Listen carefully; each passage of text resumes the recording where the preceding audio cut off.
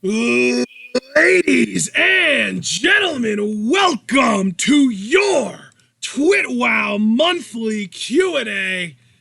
I can't even tell you what number it is. I'm going to find it. 42, the 42nd edition of the TWitWoW monthly Q&A. We've done 41 of these already. This is number 42 for December of 2019, as you can very plainly see from the beautiful background that's been constructed by me and my face. We have 45 questions this time around, so it's kind of fitting, 42 Q&As, 45 questions. We're counting by threes, people. We're counting by threes. That being said, though, we do have 45 questions. John, before we actually get into answering the questions, how are you feeling right now, my friend? I'm feeling fucking excellent, fam. I got dental work done today, guys. Deep cleaning on the right side of my face. I thought I would still be kind of a puffer fish, for this, but no, I've gone back to my handsome, eloquent self. Happy to share it with all of you. By the way, Ashton, your face, like your backgrounds, is also beautiful. I know you were feeling really good about that background. I just want to spread the love around. And I'm very excited for this Q&A we got today. Let's dive into those minds and answer those questions. Hell yeah, we've got hypothesis questions up first. I don't even know if he's going to be here. He hasn't been showing up to any of the Twitch streams, so I guess he still thinks we're on YouTube, but YouTube's a bitch, so we're here. Abel is here. Hi, Abel. Oh my god! Oh my god, we haven't even been live full 5 minutes and I've already squeed. Oh Lord, let's get into hypothesis questions before you evolve. If Mysterio was as OP as John Cena, why has Rey tapped out multiple times in the past decade? Cena hasn't since 2004. I guess because Rey doesn't mind putting people over? I don't know. He never really was the top guy, though, the way Cena was. And I respect Rey, and I respect what he's done for pro wrestling, particularly. Well, no, the question is more about, people always say Rey Mysterio is as OP as Cena, but he's basically saying, not really. Yeah, and I would agree. I mean, people say a lot of things that are incorrect. So I guess Rey Mysterio being as OP as John Cena was one of them. That's just kind of my don't get me wrong, Rey is very OP, or at least he was in his prime, but lately he's definitely not. Exactly. Yeah, for sure. All right, that was a quick and easy one. Second question from HPT. Now that it's been confirmed that we will get more fighter passes in Super Smash Bros. Ultimate, what 5 characters would you like to see in one? Oh, I still haven't even gotten Banjo-Kazooie, and that's the one I've been itching to play. Yeah. Gee. You know what, Ash, why don't you go first on this? You have a vivid imagination. Okay, well, I imagine to promote Pokemon Sword and Shield, they'll want to get one of them in there. So I'm going to say, they probably wouldn't want to go with the bunny one because they already have Incineroar. So I'm gonna say, God, it's either Rillaboom or the Water Evolution. I'm gonna say the final Water Evolution, the Sobble final evolution. I actually forget what its name is, but it's the final evolution of Sobble. So I'm gonna say that. Isaac from Golden Sun. I know it's already an assist trophy, but fuck it, I want Isaac. God damn it. You know what? I said Goku, so I'll just go with Goku. Everyone is... Oh, Cinderace! Thank you, Chiefin. Cinderace is the name of the final fire evolution. I do still forget the final water evolution, though. But, okay, so we've got the final water evolution of Sobble, Isaac from Golden Sun, Goku, Knuckles the Hedgehog. That's a big one for me. I've always wanted Knuckles in Super Smash Brothers. Because I know Sonic's been in it since Brawl. And my final pick will be... damn, we got Ridley already? Fuck. They're making it hard to even choose anything just because I have such limited experience with games like this. Maybe King from Tekken.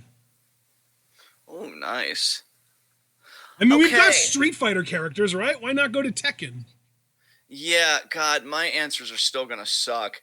I guess I would like Gruntilda the Witch just to keep up with Banjo-Kazooie. I think she'd be interesting. That would be crazy. Yeah, I do want that. I agree with Javaris. I've always wanted a DBZ character in Smash. whether it's Goku or Vegeta. Obviously, preference on Vegeta. He's my favorite. But yeah, Goku or Vegeta would be great. Let me think who else. God, see, that's why I have Ashton go first, guys, so you can know what quality answers sound like. Foster's here. Oh my face. We have Abel, Chiefin, Foster, and Javaris so far. Let's see how much more we can fill in. Yeah, fill it all in. Fill it in good. Oh, that sounded very phallic. Yeah, well, but man, I guess if it's anybody, right? But I want to keep it within reason as well. I don't want to be ridiculous. I do like the idea of Dante from Chiefin, but I do agree with Javaris. Sony could be a dick about things. So I'm even trying to think about some PS2 games that I played because they do have Solid Snake in there. So I'm thinking like, who else would I want? God, I played so many rated M games. You know what? Would be another good pick. I'll say two from two different franchises. Not even because I played them, but because I know they'd probably go like gangbusters. Ratchet and Clank and Jak and Daxter. I love it. That's an awesome couple of picks. Yeah. So yeah, I think you know what? Can I just leave it at that? Am I good? Because well, Ratchet and Clank, Jak and Daxter. Are you just gonna say Grunty? Gruntilda. And then I said Vegeta or Goku. Okay. And he said 5 though, right? Yeah, so that's 4. Ah, damn. I was so proud of myself. I wanted to take the win, but I can't yet. Tag me in. Oh, okay, tag. Okay. Master Hand as a playable character. Ooh, there we go. Okay, yeah, there we go. I thought of that as you were giving your answers, and I was like, oh, if he struggles with one, I got his back. I appreciate it, man. I appreciate it. Yeah. All right. All right. So, third question. If you could choose the form of your destructor, who would it be? Okay, Ashton, walk me through this. A destructor is... No, it's literally just if you could choose the form of the thing that's going to end you, what would you want it to be? Oh, a giant Johnny Mundo, obviously. Just crush me underneath those obliques. Dude, it's so funny because I was literally thinking, like, can I choose death by Snoo Snoo? Yes! That is the correct answer, folks. I would say Giant Johnny Mundo or Insane Elbow from Kyrie directly to my heart, literally causing irreparable cardiovascular damage. So, yeah, one of those. That was very easy. Easier than I thought once you explained it to me. Thank you. You're so good at that. You're so good. Thank you. Oh, my God. Yeah.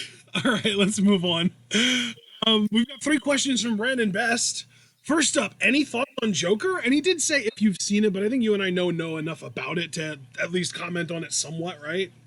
I mean, I'm still excited to watch it because I've heard that the social commentary, like against wealth inequality and the kind of class consciousness that the film seems to, present, and I'm not even joking about this, that came from a friend of mine, made it sound very attractive to me. So I think when I do watch it, I'm going to love it.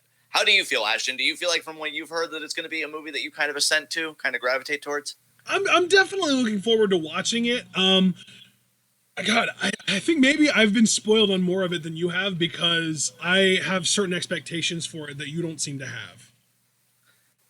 Interesting phrasing. Because, like I've really, I really haven't seen much. Somehow, even though I'm quite active on the internet, I avoid most spoilers. I think Lucha Underground spoilers with the Johnny Mundo title reign, it scarred me so bad that I'm like, never again.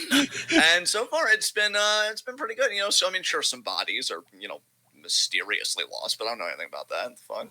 So it's whatever. But yeah, it should be a great film. I'm excited. Yeah, very excited. I love too, though, that it really is like it's a comic book character, but it really is an art film under the guise of a comic book movie. Yeah, I appreciate that. Okay, second question from Brandon Best, and not probably, but maybe, possibly, my favorite question of this entire Q&A. Oh, the biggest Christ-like wrestling figure: Adam Cole, John Morrison, or Jamie Hayter? Oh, Brandon, you clever bastard. I mean, I don't know about you, John, but I personally never woke up as any of these people, so I can't even speak on it that well. I know, I'm so mediocre by comparison. I gotta stick with my boy Mundo though, man. Morrison, like, he's been working hard. He's always grinding. Not to say that Cole or Jamie haven't, but he's just always been grinding. He's been grinding outside of wrestling while still making time for wrestling and being good at it. I just gotta go with him, man. Morrison, absolutely, because we think Christ figure, we think a figure of certain power and awe and magnificence. He's done movies, he's done wrestling. Like, I just gotta go with it, man. I am in awe of Jamie Hayter. I don't know. Yeah, man. Understandable. She's so good. I think one of my favorite female prospects in a long time. Yeah. So good. God. But I've been doing the Adam Cole shtick for so long. Do I really abandon that for Jamie? I don't think I can. I love Jamie, and she's up there for sure, but I got to stick with my boy Adam Cole. Baby. He is the NXT champion and devastatingly handsome. So that's, I mean, if you ask us the same question at the same time next year after Jamie has officially signed with Stardom and won the World of Stardom title, I might have a change of tune. But right now, I got to go with Adam. God, dude, the dream. The fucking dream. Because I heard that and I'm like, I want it so bad. Next question. Third question from Brandon Best. Have either of you heard the tale of Darth Plagueis the Wise? No, I haven't. Neither. I almost Do you like how I said that all informed, like I knew what the fuck I was talking about? Oh, yeah, dude, I was intimidated. I'm like, fuck, he knows something I don't. It's another day that ends in Y, but it's in front of people. Like, fuck. I was going to recede into myself, but now I don't have to because you're just as ignorant as I am. Yes. I will say, I'm guessing that it's a deceptive thing that the Sith Lords tell people to recruit them over to the dark side, because Darth means pretty much Sith Lord, and to call a Sith Lord wise is the opposite of true. Sith Lords are not wise. Sith Lords are manipulative assholes. They're not wise at all. They're pricks. Yeah, exactly. So I'm guessing that the tale of Darth Plagueis the Wise is probably some fucking tall tale told by Sith Lords to recruit people over to the dark side. If you could just indulge me, I actually pulled up the Star Wars wiki on this.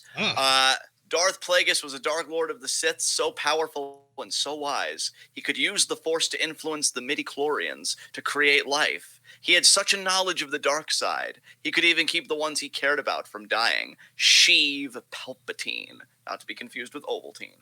And apparently Darth Plagueis was a male Dark Lord of the Sith and the master of Darth Sidious. He acquired considerable knowledge of the Force, but was ultimately betrayed and murdered by his own apprentice. In accordance with the Sidious? Yes. I guess so. Yeah. Sidious later recounted the tale of his master's demise to lure the Jedi Knight, Anakin Skywalker, to the dark side of the Force. Yeah, that's the Anakin Skywalker is the guy that ended up being Darth Vader. Oh my god. He was a real piece of shit. Yeah. Fuck you, Skywalker. Yeah, Anakin Skywalker. You know that meme where they'll show the video of the guy talking about how I really hate sand. It's coarse and it's gross and it gets all over. That meme right there, that dude is Anakin Skywalker, eventually to be known as Darth Vader. Wow, what a fucking nerd. Or the meme where he walks into the room full of kids and they're just like, what are you doing? And then he lights up his lightsaber because he's going to kill them all. Okay, that did earn some respect back, I ain't gonna lie. But, or the one where he's in the fight and the dude is just like, it was supposed to be you! You were the chosen one! That whole thing. Yes, that was being said to Anakin. So, like, yeah. I've seen the prequels, people. I've seen the prequels, but that's it. And I've seen... All right, next question. All right, next question. This is Alex Cage now. He asks questions on Twitter. Again, people, if you would like to ask questions through Twitter, you just reply to John's pinned tweet when he gets that up with your questions, and we get them. So, first question from Alex Cage. Who are your early predictions to be in next year's War Games? Okay, so what is it, Ashton? 4-on-4? Let's just assume it is. Yeah, we might as well go with that. Okay. Babyface team, Swerve. You're done. That's all you had. Well, no, I was going to say Swerve. I could see Peter Dunne being in War Games next year again. Honestly, Tyler Bate. So we could see Bate and Dunne together. And I think for the fourth, I could see Dijakovic being in it again. I don't see him getting called up within 2020. I think Keith Lee's honestly more likely, which is why I didn't say him. And then the heel side, it's going to be so hard because I don't think Undisputed Era is going to be around for this War Games in 2020. So the heel side, Cameron Grimes. Yes. Ciampa, because I could still see Ciampa, honestly, in 2020. Finn. And think of somebody. I tagged you in. Oh, Christ. Wait, who were your other three on the other side? Damian Priest. Damian Priest. That's who I'll go with. Damian Priest. I blanked out there. I was reading chat. I'm sorry. Yeah, I tagged. Can we get a recap? Who were your 8? Let's go back to the beginning. Ciampa, Cameron, and Finn. Grimes, Finn Balor. So you want Ciampa going back to heel? Yeah, I think he will. Okay, so Ciampa, Balor, Grimes, and Priest versus Dunne, Bate, Swerve, and... Oh, fuck. Who did I say? Dunne, Bate, Swerve. Oh, Dijakovic. Dijakovic. There you go. Okay, I got it. Yeah. Okay. All right. So, geez. Okay. So I'm gonna go for the babyface side. I'm gonna say Kushida will probably be in it. Nice. I'm gonna agree with Swerve. Angel Garza. Ooh, I like that. And let me rearrange my computer. There we go. Kushida, Garza, Swerve, and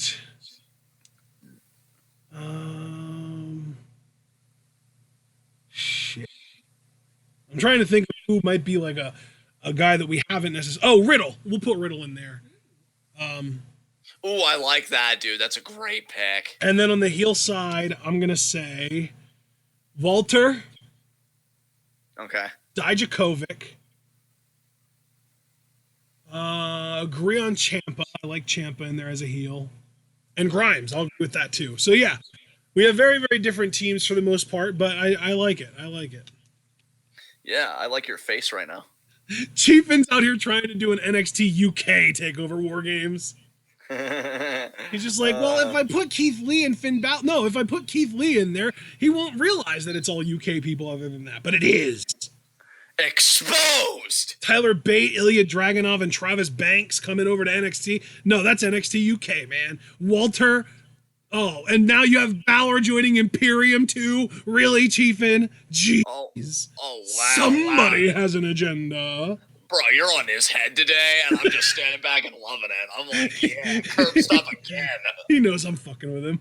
Yeah. Let's get to our next question, though. Second question from Alex Cage. It's not really a question so much as it is him presenting us with an opportunity. He literally just said, if you want to rant about something, rant about something. Oh, gee, there's so many shitty things to pick from. Fuck. Since he left this up to our choice, I'm just going to pass and let you handle it if you want. You know what? I'm in such a good mood today, too. It's weird. But I will rant about, you know what? I look at, you know what? I'm going to rant about something personal to me. If you're really giving me this, I'm going to rant about something personal to me. Because I didn't even watch the latest Dem debate. I will, full disclosure. But I've seen threads from the disabled community because I follow a lot of disabled people on my alternative Twitter account. And we got 6 minutes. 6 minutes of debate, which I'm not even complaining that it was just 6 minutes. I mean, sometimes, other issues don't even get any time at all. But those 6 minutes were so awful. Let's count the ways. Yang used the term special needs, which that's been out of vogue for like decades. Wow. Like we all agree as a community that like disabled is the best term. Hell, and to be fair, I'll even kind of lay off on him a little bit. I mean, granted, you're a politician representing national interests. You should probably do your homework. Also, quick side note, while I'm ranting, and rants don't necessarily have to be completely cohesive, the best presidential candidate for disabled people, from what I was hearing, was Julian Castro, because he actually worked directly with disability activists. Which is I wish I would have known more Julian or about is that. it Julian?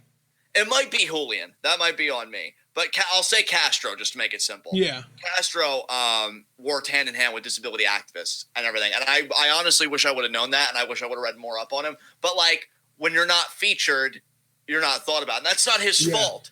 I'm just saying, you know, I don't know if you're at all familiar. There's a God, I forget what the guy's name was, but I used to watch a guy on YouTube who would always bring up Julian Castro and how much of a fan he was of him. And it was like one of those like progressive YouTuber types. And yeah, like there was a point in time that I would watch him and Majority Report, and they covered a lot of the same stuff. So I ended up just picking Majority Report for some reason. But yeah, he used to talk about Julian Castro a lot and how good of a candidate he was. So. Yeah, and like, so you know, I get it, but we make up like I don't even know the exact percentage. And again, I do want to keep this rant somewhat concise, but like there are millions of disabled people in this country. So Yeah. Yang uses special needs. Yeah, whatever. I can. It's bad. It's bad. Not as bad though as like him using the phrase because I fucking hate this. We need to take the burden off of our communities. See, this is the one thing I never understood, and this is where I really get to feeling myself in this rant. Disability, unlike the other marginalized classes, and yes, they are marginalized because they're terrorized, you know, economically, politically, whatever, whether on the basis of race, gender, whatever, anybody can be disabled at any time.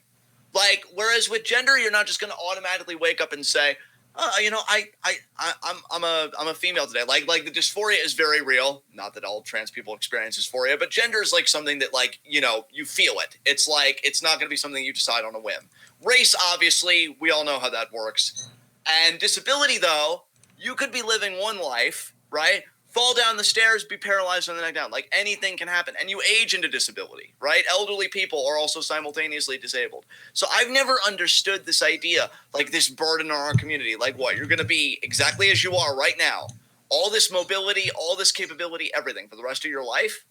Are you fucking, you know, again, these, and I've been working too on cleaning up my language and not using so many ableist insults. These ambulatory trash heaps, because I have a Google Doc with like all these non-ableist insults, just think that like they're always going to be the way they are until the end of time.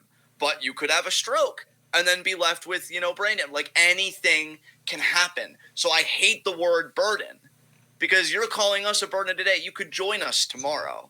So I don't understand why we're not more proactive about accessibility. Plus, can I also add, a ramp benefits everybody. It's not like if there's a ramp, like I can use it and you can't, right? It's like, it's what we call universal design, which I don't understand why we don't invest in that more, either architecturally speaking. Yep. Warren invokes some kind of a Bible, you know, fuck off with that. And see, like, that's another thing. If I'm being truthful as a disabled man, and let me just make perfectly clear, I'm one of the quote-unquote lucky ones because of my white privilege and my maleness. Like, I was able to get medical intervention. I was actually looking at my medical records the other night because I was curious about something. I have spastic diplegia, which means that my muscles are naturally, like, spastic, naturally tight. I had medical intervention when I was 12. If I didn't get it, all the doctors said, like, we are certain that he is on course to being non-ambulatory, totally wheelchair bound, like within the year. He needs this. Now, I want you to think about that I was able to get the access to do this kind of test with all these best medical professionals in the country, if not the world, going and looking at my case, this and that. Do you know how many black disabled kids get late medical, what's the word I'm looking for? Assistance? Intervention. Intervention is the word I'm looking for. Intervention. And the problems get worse because they didn't get early medical assistance? Like, all of these things, that's why these fucking leftists, because I never complain about the left, right? I always save my ire for the right-wingers. Fucking left-wingers that are like, oh, identity politics, everything comes down to class. No, not everything comes down to class. Like, race matters, gender matters, because it can often be the difference between who gets care and who doesn't, who gets incarcerated and who doesn't. 2/3 of the prison population is disabled. Like, we have real fucking problems. A disabled woman is 4 times more likely to be sexually assaulted than an able-bodied woman because obviously the vulnerability that comes with it. Yeah. We have problems in our fucking community, and I'm seeing these fucking people vying for the biggest office in the fucking world, right? Using terms like special needs and again, the burden, which tells me you don't have a comprehensive plan for us. It tells me that you haven't been talking to our activists. You haven't been talking in our community. And I don't claim to be an expert. You know, guys, just to be perfectly honest, because I never want to make myself seem so far above anybody else. Look, my disability consciousness, as I like to call it, it's only expanded the last few years. Because when I was a kid, I was averse to disability. I had a lot of internalized ableism. I didn't want to associate with kids that had different disabilities than me. I strove to be seen as normal. And that is such a mistake because it's such an insidious idea. I'm hearing about dating apps being fucking developed that match you on the basis of genetics. Oh, have a healthy relationship with healthy babies. There are disabled couples that can't even get married because the marriage license place, like those offices, are tentative to grant them because they don't know of them being married if it's safe or if it's in danger. And some couples have been together 7 years, no problem. It's like, why can't we get married? But nobody talks about it, right? And like, this is the part of the rant that's going to seem like sour grapes, and I promise you it's not. But I think it also hurts the disabled man to always see our struggle come last because we are finally, right, talking about race, which we need to desperately. We're finally talking about the saga community, which for the uninitiated, that's sexuality and gender acceptance. It's a lot easier than LGBTQ+, because there's a lot of letters. You don't want to, marginalize any identity or include any identity. Or at least it will be easier once people know what it is and you don't have to explain it every time you say it. Exactly. And so it's inclusive there. And we're having conversation about that, and that's important. I just feel like disability always comes last. And I'm not even saying it should come first. It's just for something that can happen to anybody at any time. Why aren't we talking about this? Why aren't we talking that love is inaccessible in some states? Why aren't we talking about, because this is an article on Vice that I found, and I read it. Some states are legally allowed, I think because of a clause in the ADA, which is also shit, but it's the best thing we've got, which is why I hate when Congress people are trying to make it even worse and set it back, are legally allowed to pay disabled employees less than the minimum wage. I read about one guy who's autistic who makes 3 cents an hour. Are you fucking kidding me? Like, so you asked me to rant about anything, Alex, and I'm grateful for the opportunity because I am in an amazing mood today. But if I'm going to rant, I didn't want to rant about stupid wrestling bullshit because we all know that Vince is shit. I'm not going to add anything new. But if I can advocate for my community for a change, because I try and illuminate, on here about, well, no, actually race is hard or gender's this. But just to talk about disability for a second, we have it fucking hard out here. And these fucking presidential candidates saying we need to take the burden off our communities. You mean the communities that we want to participate in? We want to work and love and make families and have relationships and participate. I got my therapist telling me, just to get a little personal with you guys, why don't you get a part-time job? Yeah, that's great. Because Social Security only allows you to make, I'd say, $2,500 before they boot you off. And in this economy, do you think that's a wide enough berth? Fuck out of here. And then who's going to take me to my job? Is it accessible? Would they even need to accommodate me? Like, any accommodations I need, would they go out of their way for me? As if employment discrimination is no longer a thing. Like, use your head. Would I love to do it? Yeah, I'd love to be more out in the world. And I've gotten more out in the world over the years. I used to be even more restricted than this. I got on a plane just last year. It felt amazing. And admittedly, the airline was great. But then I hear about airlines, right, that lose wheelchairs or damage wheelchairs. And then that's another thing, too. And only because I saw this tweet today. And again, it's a rant, right? I'm making this. Alex is going to be happy with this answer because I'm giving him a rant at least. I saw somebody, and I used to get this when I was a kid, and it didn't bother me, but it bothers me, retroactively now. This guy was in the store, and a guy walks by him, and he's like, "Oh, hey, for 2020, I hope you finally get out of that wheelchair." Oh, and it's God. like, Jesus Christ. Do you not fucking understand? I ambulate on crutches long distances. I actually don't use them around the house. I've gotten comfortable enough. These things are extensions of us. It's how we participate in the world. If I didn't have a chair, if I didn't have crutches, I wouldn't be able to get out in the world. And you can talk to any disabled person and they will tell you, I don't bemoan my wheelchair. I don't bemoan my crutches. It's what allows me to be a person out in the fucking world. And these people that are like, I'll pray for you, or you can try this treatment. How about you try instead to open your fucking mind that life, happiness, health, all these concepts are not monoliths. That even though I ambulate on crutches, and to you, you're probably like, oh, that kid's got it so rough. I'm probably pretty healthy and living like an active life and a happy life. Oh, and that doesn't even get into it. This is the only ableist slur I'll use to give context. I had a friend once tell me in high school, I was walking in the hallway, and I guess some guy said to my friend, oh, is he retarded? Like, just that assumption when I was a fucking honor student, getting straight A's and this and that. And, it's like we're constantly underestimated.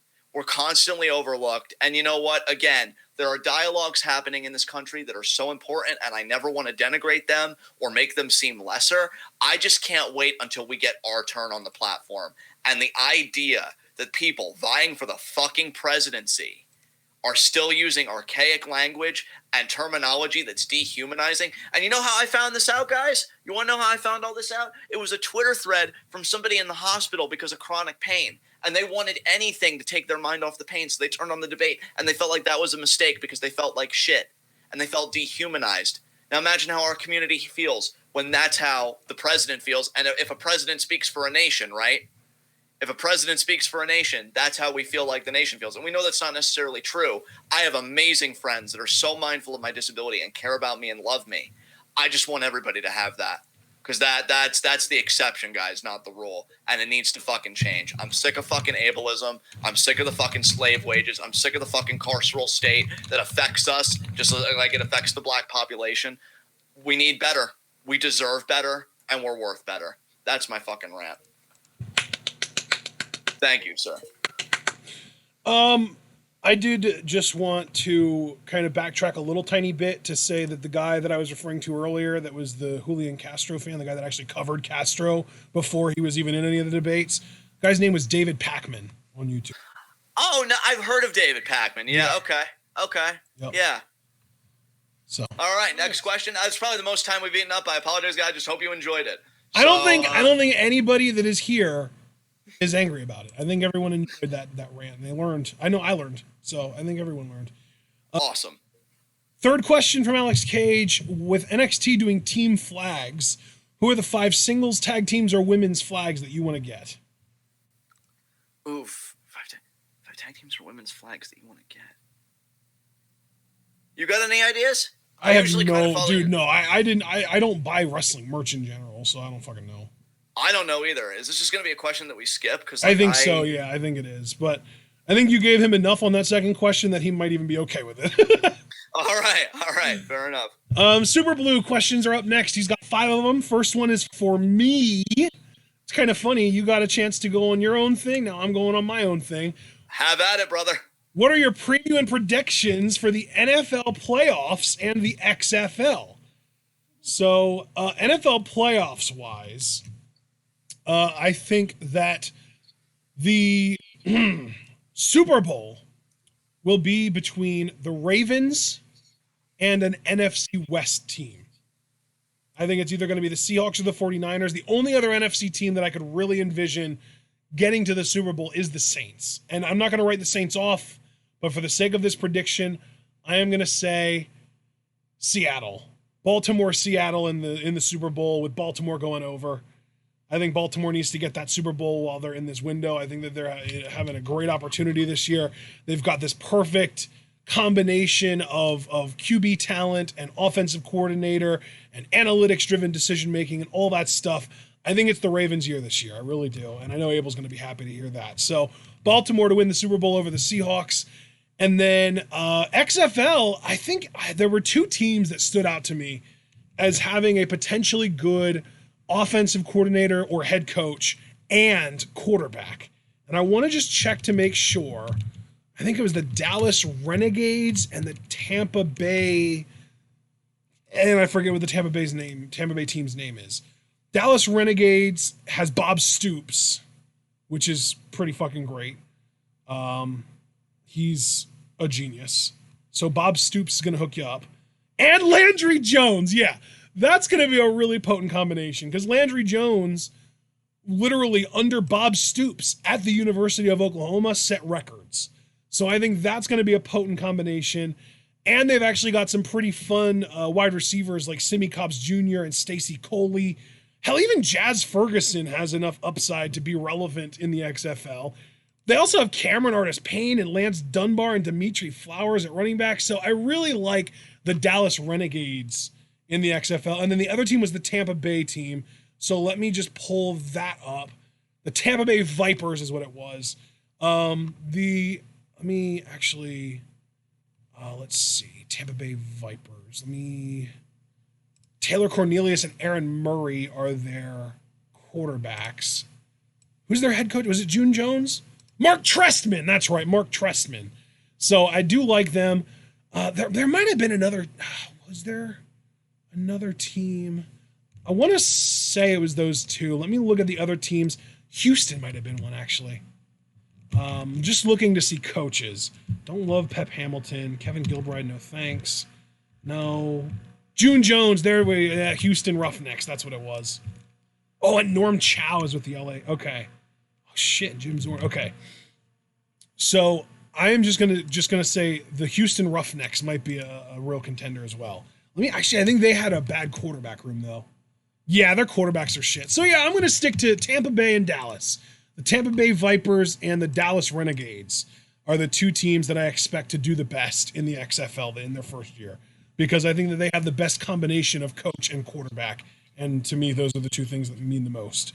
So, yeah, we're gonna move on now. Second question. This one's just for you, John. So we're really doing the back and forth here. How do you feel about George Zimmerman suing Trayvon Martin's parents and others for more than $100 million? I was having such a good day. Oh God! You know, we already got kicked off one platform. How honest am I allowed to be on this one? I don't want us to get us in it. Honest.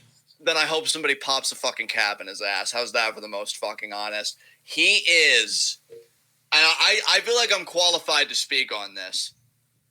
He is one of the lowest fucking life forms I've ever seen in my fucking life.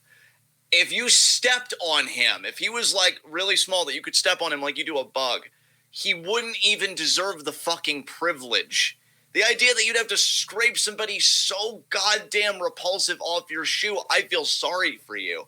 I have never met a more worthless human being in my fucking life. This fucking dude who killed a black teenage kid who just came home, a pack of fucking Skittles, Zimmerman's like, oh, that's suspicious. My racism is tingling.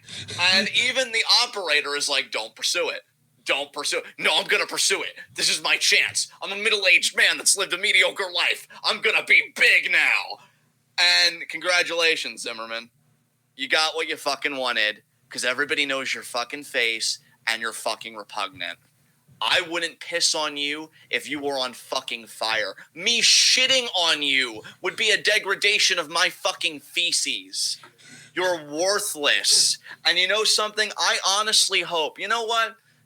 No, because death, that's too easy for you. I honestly hope a community, somebody that cares about the Martin family, somebody just beats your fucking ass and makes you feel as terrified and as frightened as you made that young boy feel, because that's what you deserve. Not $1 million, not sitting by your pool, because I remember when he did this where he auctioned off the gun. He auctioned off the gun that he killed Trayvon with. Wow. And then he takes a picture in his pool, cigar in his mouth, acting like he's fucking Tony Montana. Tony Montana would eat you fucking alive. You're not a big shot. You're not a medium shot. You're just a fucking asshole.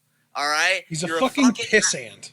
He's a fucking pissant trying to be a big shot. Nobody fucking wants you, George. Nobody fucking cares about you. You know what the best thing is? Because it's actually kind of tragic, you know? The national consciousness. We can have a school shooting, mourn about it for 5 days, and then forget about it. But there's one upside to being able to forget so quickly, because that's exactly what's going to happen to you when you fucking croak. We'll talk about it maybe 5 minutes, and then we'll move on with our fucking lives. The net gain of humanity being a fucking surplus with your sorry ass fucking gone. You worthless white supremacist cretin. You're fucking vile, and whatever happens to you, if it's bad, it's still less than what you deserve, because you deserve the fucking worst. And any goodwill that you may ever receive, know that you never deserve it, and I hope when you get it, that you appreciate it, because your clock, like anybody else's, is going to run out, and I will be privileged to fucking see you take your last breath on this fucking earth. How do I feel? To answer the question more directly, I feel that family deserves peace. You're reopening up a fucking wound again. You won't stop tormenting these fucking people. Leave them the fuck alone. They didn't bust you up. They didn't fuck you up. They didn't send for you. You just felt on your fucking high horse and you took their son away from them. So you know what, dude? Go fuck yourself. I hope you lose in court. I hope they laugh you out of the fucking courtroom. And I hope you never get an inkling to bother this family again. And I hope if you do, you get hit by a fucking semi before you act on it. That's my fucking rant. Yeah, that was fucking incredible. I honestly think that's the angriest I've ever heard you in your life. He's a piece of shit, dude. He's a worthless piece of... Because you know what, again, we can rant about wrestling and we can rant about bad decisions. And yeah, Vince is a piece of shit too, make no mistake. But you go and you do this. You take somebody's son from them and then you want to get money for it. You want to get money for murdering their fucking son. You're fucking classless. He's trash. He's fucking trash. And there's only one good thing for trash like him. Throw it out. Throw it the fuck out. Incinerate it so we never have to fucking worry about it again. Okay, next question from Super Blue. For both of us, how do you feel about the changes coming to YouTube next year because of Kappa, and how do you think it'll affect you? What is that? Because I feel like Kappa, we're already being affected. it's like children's protective something or other. It's basically like you really, it won't affect you, brother, because you don't really have to deal with any of like the behind the scenes YouTube shit like I do. But right. all it's doing now is every video that we put up, we have to list it, and I can just set it a setting like channel wide, but they're asking that everybody list whether their content is intended for children or not, and if it is, then they basically will not advertise on your or most advertising companies won't advertise to children because they don't want to direct certain advertisements to children. So if your content is directed at children, they want to avoid advertising certain things to children.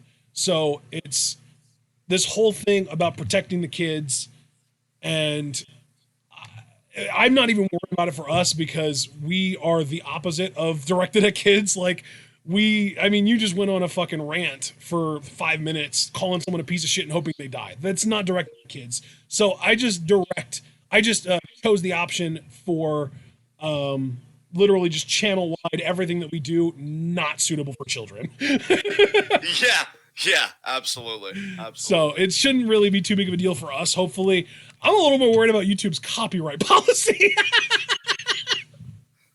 Yeah, I love how Super Blue was like, oh man, your YouTube channel might be facing issues because of Kappa. And I'm just like, oh, they beat you to it, bud. Oh, you thought we had these problems when we actually had these problems. Yeah. Oh, man. All right. Fourth question from Super Blue. How do you feel about Luke Harper, Sin Cara, and the Ascension guys' WWE and NXT careers, and where do you think they'll go next? I think Harper's going to AEW. Sin Cara I could see going to AAA. Yep. I could see him doing that or CMLL. I think he's already there, dude. I think he's already there. He was just on a show. He might have even joined the new Los Ingobernables faction that they have now. Oh, wow. I think, yeah, dude, I'm pretty sure he just showed up. Oh, it's hilarious. Yeah, it's crazy, man.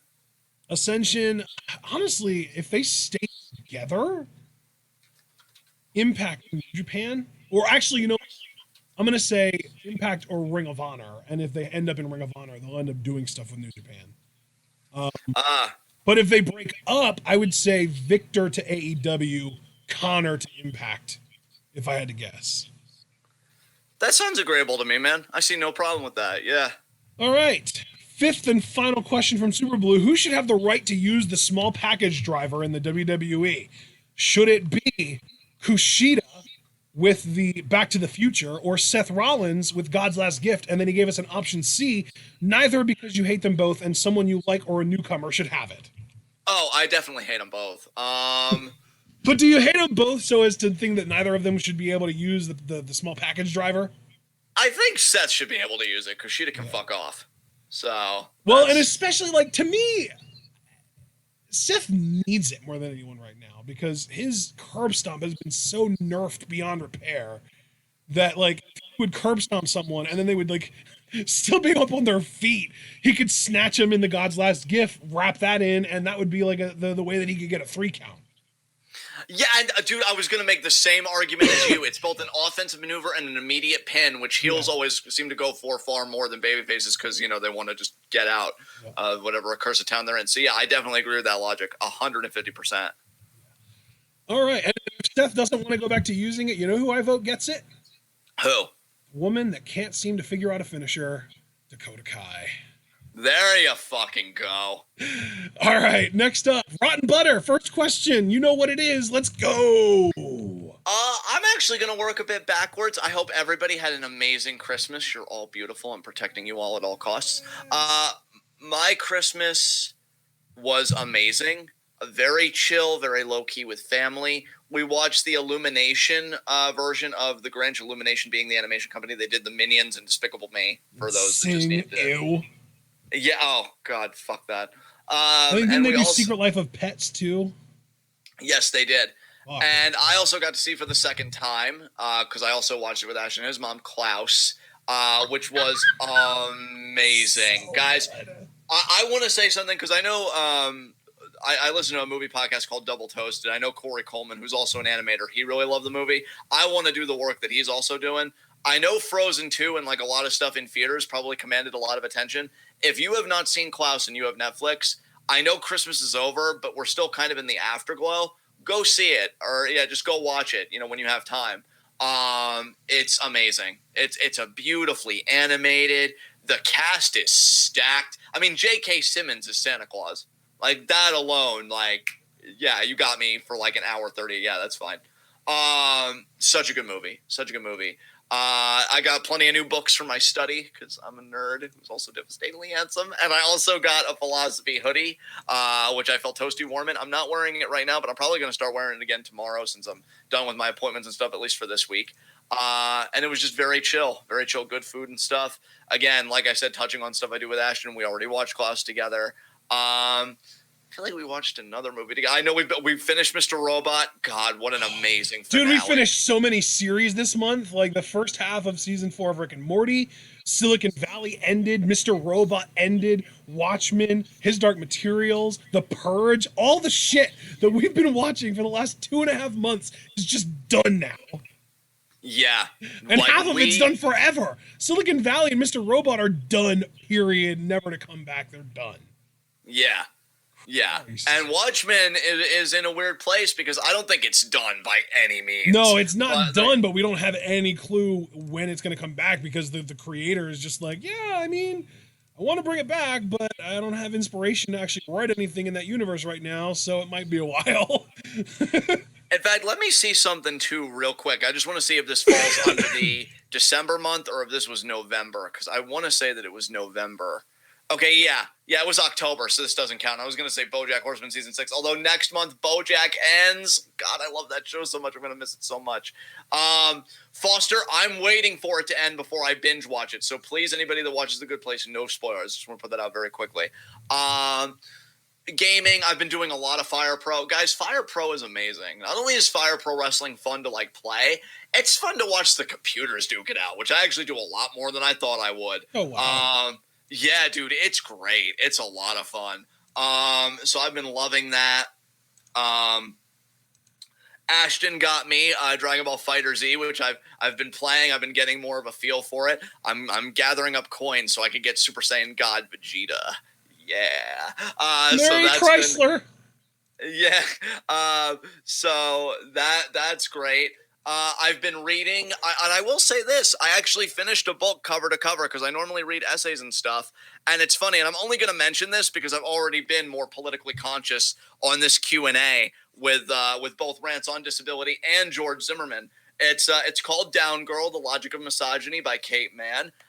Definitely pick it up. It's an amazing piece of feminist philosophy, and I would say one of the best pieces of philosophy, period, that I've read in the last few years. Amazing book. I finished it in 3 days. Normally, on average, it takes me 2 weeks to get through a book, and that's not even because of lack of interest. It's just how I read. For whatever reason, I was able to get through that a lot faster, and it just felt great. What else? God, I got a deep cleaning today, so I feel fucking amazing. This side of my mouth, oh my God. Once I get the other side done, I'll have reclaimed my place as the sexiest philosopher in the New England area. Not that there was any competition, if you know what I'm saying. So, that felt really good. Let's see, what else here? We've been watching a lot of YouTube series. Kana-chan. Reika Saiki! Your daily dose of protein! And she's just precious. You have to hear her voice. We have a video of hers to watch today called My TOEIC Score. So, and then it's like a Japanese to English literature, like a comprehension, like if you understand English well as a Japanese-born person, I think that's what that's for.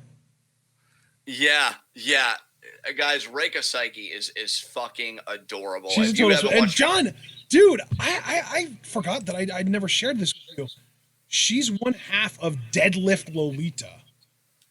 Oh, damn, that sounds intense. It's a music duo. It's her and a cross-dresser guy who's like this big, muscled, bearded dude with chest hair. I forget what he calls himself, but they're together. They're Deadlift Lolita, and they make music together, and they do like music videos and shit. It's pretty great. That's amazing. Oh my god. Yeah. I love to. Can I just say? I'm not trying to make generalizations, but it's just something I've noticed, especially with like some of the Stardom girls. I love the Joshi women that are like Renaissance women. Like we break spines, we make music, we do everything. We dance. We dance. Reika Saiki's like, oh, don't worry. I'm not just packing these guns. I'm packing a whole hell of a lot of talent. That's great. That's fucking great. Yeah. God, I feel like, oh, that's right. We watched The House. That's the other movie I'm thinking of. That gambling. Oh, yeah, with Jason Mantzoukas. Yeah. Oh, God, he is a gem. I love him. I love the like one of the highlights of that movie to me is when they cut the guy's finger off and he's like, yeah, and you go tell your friend. And then it happened again a few minutes later too. It was when they fucking cut the guy's arm off and set him on fire and everything. He did the thing again. Yeah. God. Some people just can't go hard. Let's see what me and my family. Oh, we finished the challenge. Well, not we finished it, the actual challenge, but we still got to watch the reunion, so we're probably gonna do that next week. And I will say this, as far as me and the family go, because I'm thinking about family days and what we watch. We started Man in the High Castle, and that's actually been pretty good. I've actually really enjoyed it more than I thought I would. An anime? That's an Amazon series. I know, dude. You probably got like. Do you know who Miyazaki is? Yeah. Yeah, you probably that has like a Miyazaki vibe, doesn't it? Like yeah, you hear it gave me like, a very like. Wasn't there like a Howl's Walking Castle or something like that? Howl something. Yeah, something like that. It gave me that vibe. Yeah, I figured it would. That's the only reason why I asked if you knew Miyazaki, because I just assumed that the connection you'd make. So yeah, we watched that. That was good. Challenge season. I gotta tell you, I don't even know if any of you are gonna know what the fuck I'm talking about. It would be cool if one of you did. This challenge season. Castle. That's what it was. Howl's Moving Castle. Oh, there we go. God, the internet's amazing. But no, the challenge. It was a good season. But it was weird for me because so many of the people ended up being unlikable, and like, dude, is that just like the new norm for reality TV? Like, I almost think that's why I fucking love Ms. and Mrs. so much, because nobody on that show goes out of their way to be a just unlikable prick. Yeah. That's why we had to. Or I mean, I shouldn't say we. I don't want to speak for you, but that's why I had to stop watching like Total Divas and Total Bellas. Oh no, yeah. Such an insufferable cunt in this show. Christ. Like that show had such a negative influence on me that I didn't even hate Natalia before we watched that show, and now I do. Oh, what? So that's where it comes from? That's like the root of it. That's the root of it. And ever since we watched that show and got a glimpse into her real like personality behind the scenes, everything she does just annoys me more now. Dude, it's probably the same for me now that I think about it. Total Divas ruins potential connections. Pass it on. Yeah. Because it was Natalia, both Bellas, and Eva Marie for the longest time that were just insufferable. Yeah. And then they started to make Eva Marie a little bit more likable, but she still couldn't fucking wrestle, so I didn't really care. Yeah. But yeah, like Natalia and the Bellas were just the absolute worst. Let them know, brother. Let them fucking know. But yeah, circling back around to why that even... Oh, God! Apparently Javaris still watches Total Divas because he said Total Divas made me hate Nia more than I ever could. I'm actually kind of glad we don't watch it because of the fact that Nia Jax is even on there at this point. Yeah, exactly. I already can't stand her. I don't need more reasons. Exactly. But why even bring it up with the challenge? Like, I used to be a big Cara Maria fan. Like, I was rooting for her so bad to win her first challenge, which she's done at this point. She's won 2 of them at this point, this season I'm talking about. But my God, ever since she's gotten in this relationship, it's like, lady, calm the fuck down. She is insufferable. I honestly, when she lost, because she made it to the final at the very end, I was like, yes, you don't deserve any money. I'm really happy that you failed. Which it would be amazing if we could just tell people that more candidly. Like, hey, I just want you to know, I'm really happy you failed. Go fuck yourself. And the person I was rooting for, Leroy, who's been, I think, like 11 seasons, maybe even more than that. I think he was one of the fresh meat guys when I was still watching. Dude, he was so close this time. So fucking close. So he hasn't won a single one yet. Hasn't won a single one. And this one I really thought was his time, dude. I really thought was his time. Yeah, I come from the era where like Johnny Bananas was killing everyone and just dominating, and like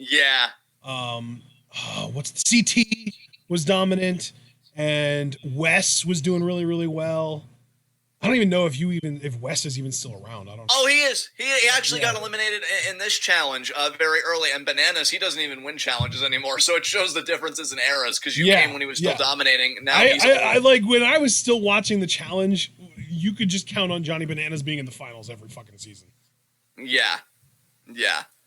And now this time, I feel like it's been like 3 or 4 seasons. He hasn't even been to a final. He's old now, and he's definitely getting in the way, I've noticed. So, that's he that's this thing, though, is that he's always known how to play the game. It's just his body is just not able to hold up anymore, I guess. Oh, Javaris, fuck. I didn't mean to spoil that for you. I'm sorry if I did. And it sounds like I did, so I'm deeply sorry. That's right. I remember the last season that I ever watched was when DM got cancer, I think. Dude, honestly, that was before my time, but I know how much CT I think it was the first season after she had the cancer, because she was walking around with like her head covered and everything. Yeah. And the only reason I know what you're talking about, and this actually ties into Rotten Butter's question, so I promise we're not losing the thread, because I did do this month. They put a video up, because I was curious about CT and DM's relationship, because like even though he's married now and he has kids, like, I always feel like DM's kind of like that first love that he's never going to forget type. Yeah. And they actually, MTV put up a compilation of all their moments together. And they were so beautiful. And I actually cried watching it. I'm like, damn, see, this is the likability that I'd love to root for. And then you go on this latest season, it's like, you're all a bunch of dicks. Like, none of you deserves to win anything except for...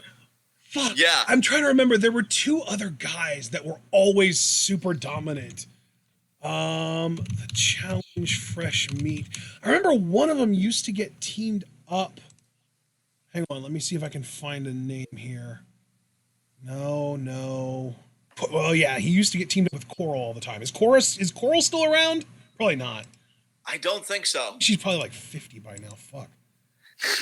She's 40, so all right. Who? Evan was the guy. Evan.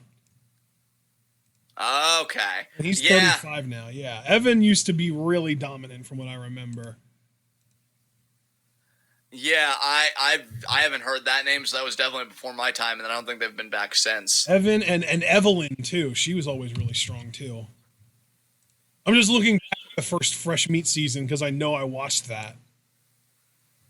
Yeah. But if you don't recognize the name, what about Theo? Is Theo still around? Theo. If you don't recognize it right away, he's probably just fucking not. I feel like he is though, because that name does sound familiar. It is registering. But yeah, this latest season wasn't bad. I just hated everyone. So I think Fresh Meat 2 might have been like the last. Was Kenny? Is Kenny still around? No. Damn. They killed him, the bastards. No, I'm just kidding. But, Kenny. I remember Kenny was always really dominant too. It's funny though, because everyone that I'm naming that was like Fresh Meat when I was still watching is in their mid to late 30s at this point. I'm sorry, I'm only laughing because I know you already filled in those gaps.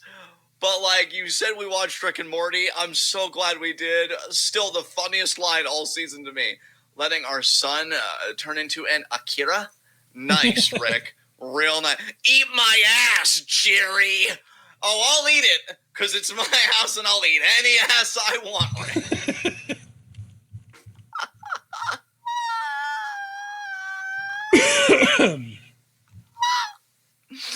So you had to that put a happened. little cap on it there, huh?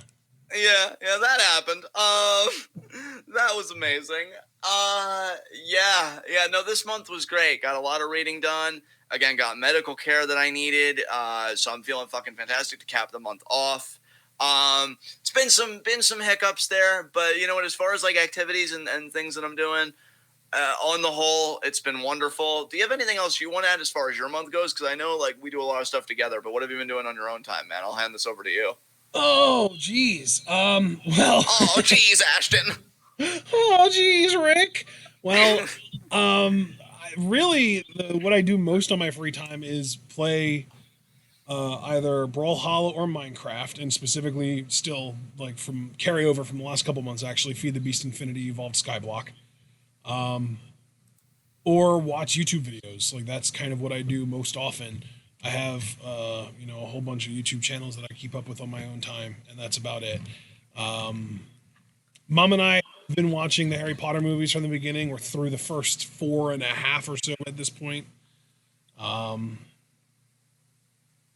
We've been watching a bunch of Christmas movies this month, Elf and National Lampoon's Christmas Vacation and The Grinch with Jim Carrey in it and the animated Grinch and all the claymation classics like, The Year Without a Santa Claus and Frosty the Snowman and all that fun shit and the Island of Misfit Toys, all that good stuff.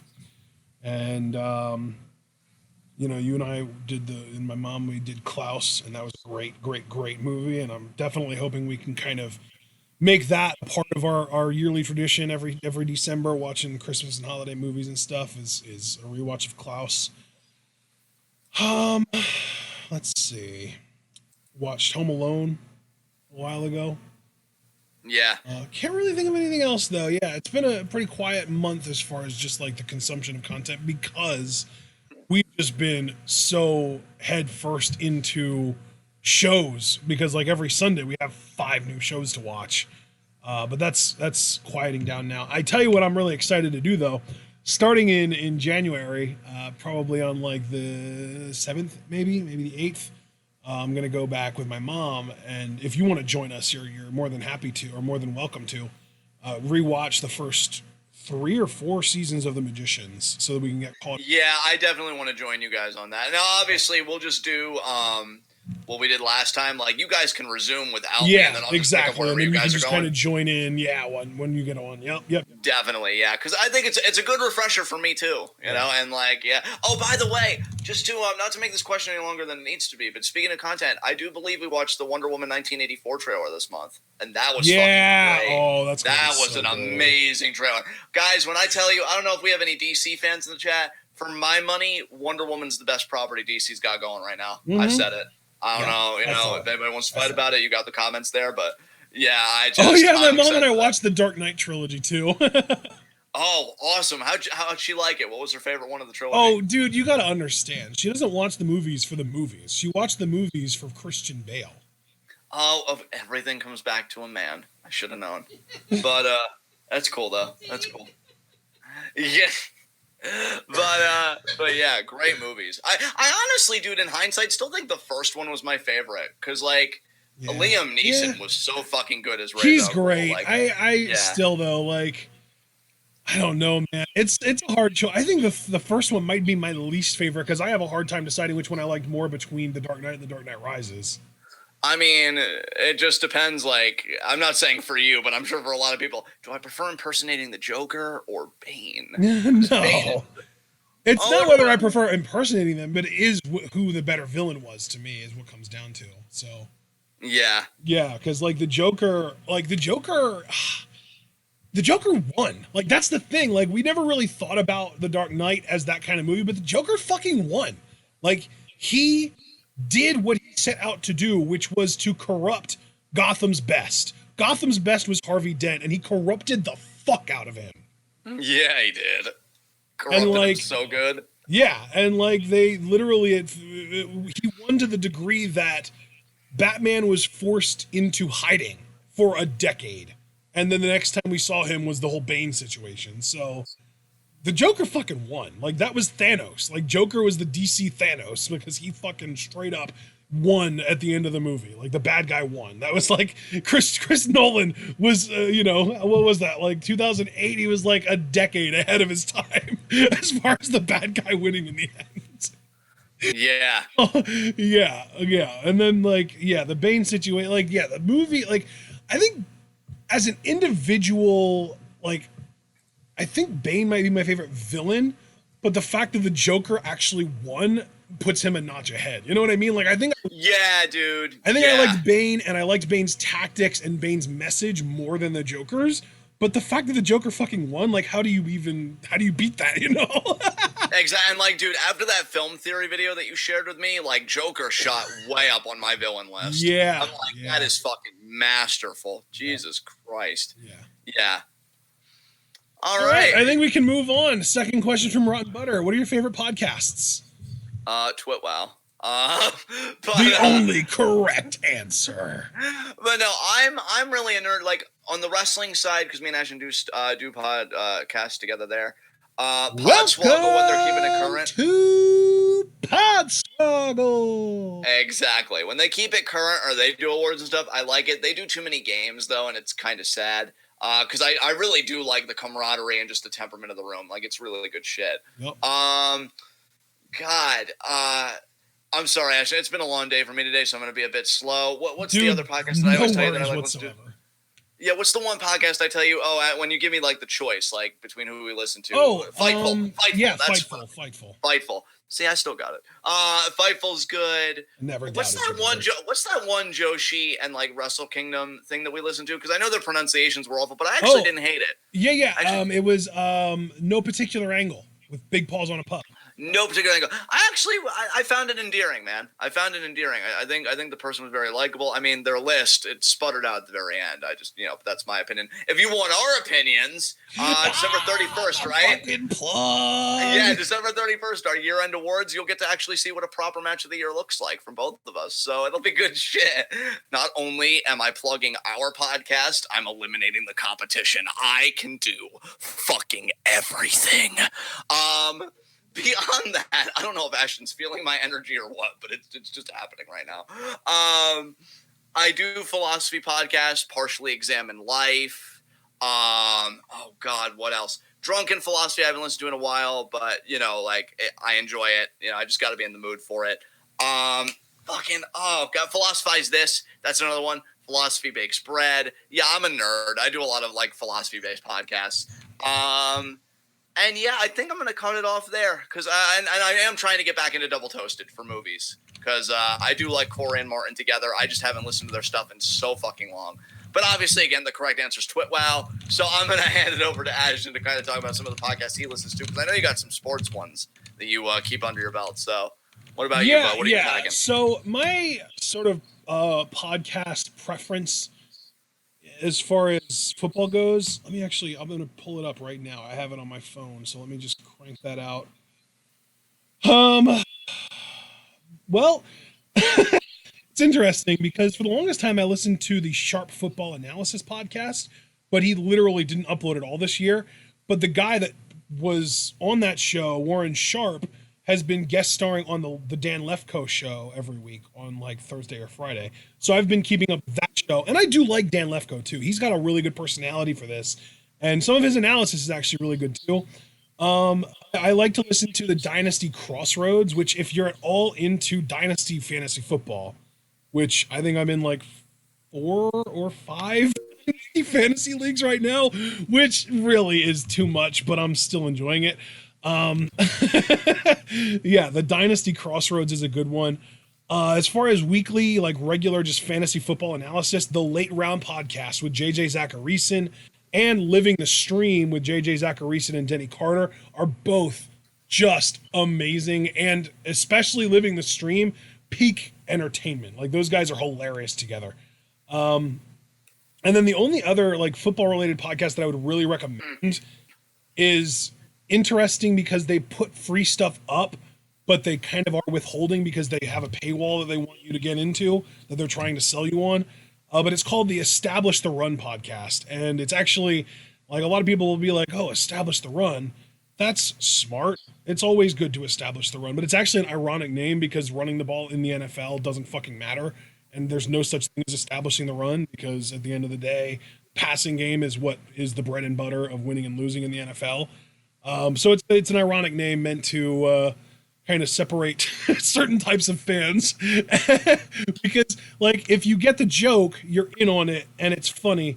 But even if you don't get it and you're one of the people that thinks establishing the run is a good thing, then you just see establish the run and you're just like, oh yeah, that's a good thing. I'm going to check this out. So it's a brilliant marketing tactic to call it something with two meanings like that. But yeah, it's really good analysis. Evan Silva is on there and he's like fucking fantasy football Jesus. So that's cool. The one other podcast though that hasn't been mentioned that I do want to throw out there is Big Fight Feel, a Joshi podcast, and it's Pulse. I think CM Pulse might be the guy's username on like YouTube and stuff. Yeah, CM Pulse, and it's James something. I forget the guy's last name, but he is really just recently getting into stardom, and he literally just started putting this podcast out in June of this year. So he's like a relatively new fan to stardom, and he puts out episodes rarely. Like he put one out in December, but prior to that, he hadn't put one out since September. Prior to the September one, though, he was much more regular. So maybe things have just been crazy in his life and he hasn't been uploading as much. But when he does upload, I always enjoy listening to his stuff. He's good. He's got some good stuff, and he just seems to kind of enjoy it, which is what I really like to listen to. Is just people who enjoy their shit that they watch and talk about, which is kind of a big reason why John and I have, for the most part, stopped talking about WWE. Which, speaking of which, tune in tomorrow night at 10:30 p.m. for our 6th ever WWE catch-up commentary. Oh yeah, getting in the plugs, baby. Yes, exactly. As James Darnell, thank you, Javaris. See, Javaris even knows. James Darnell, that's exactly right. Yeah, that's the guy's name, CM Pulse. And it's Pulse with a 3 instead of an E. So if you want to look it up, it's CM PULS3. Nice. And I think on Twitter, it's literally just Pulse, like PULS3. Right, okay. If you want to check him out, that's the best way to do it. All right. Next question from Rotten Butter. Pro scub or anti scub? No looking this up, just answer. Pro. Anti. Oh. Now to look it up. Did I choose wisely? I mean, scub, it just sounds like scrub. So I don't need no scrubs. A scrub is a thing. I don't remember how the words go, but yeah, no scrubs. No scubs. I can't find it. I think Google assumed that I meant scrub. Okay, now I'm it's finding. SKUB, if that helps. SKUB. Okay.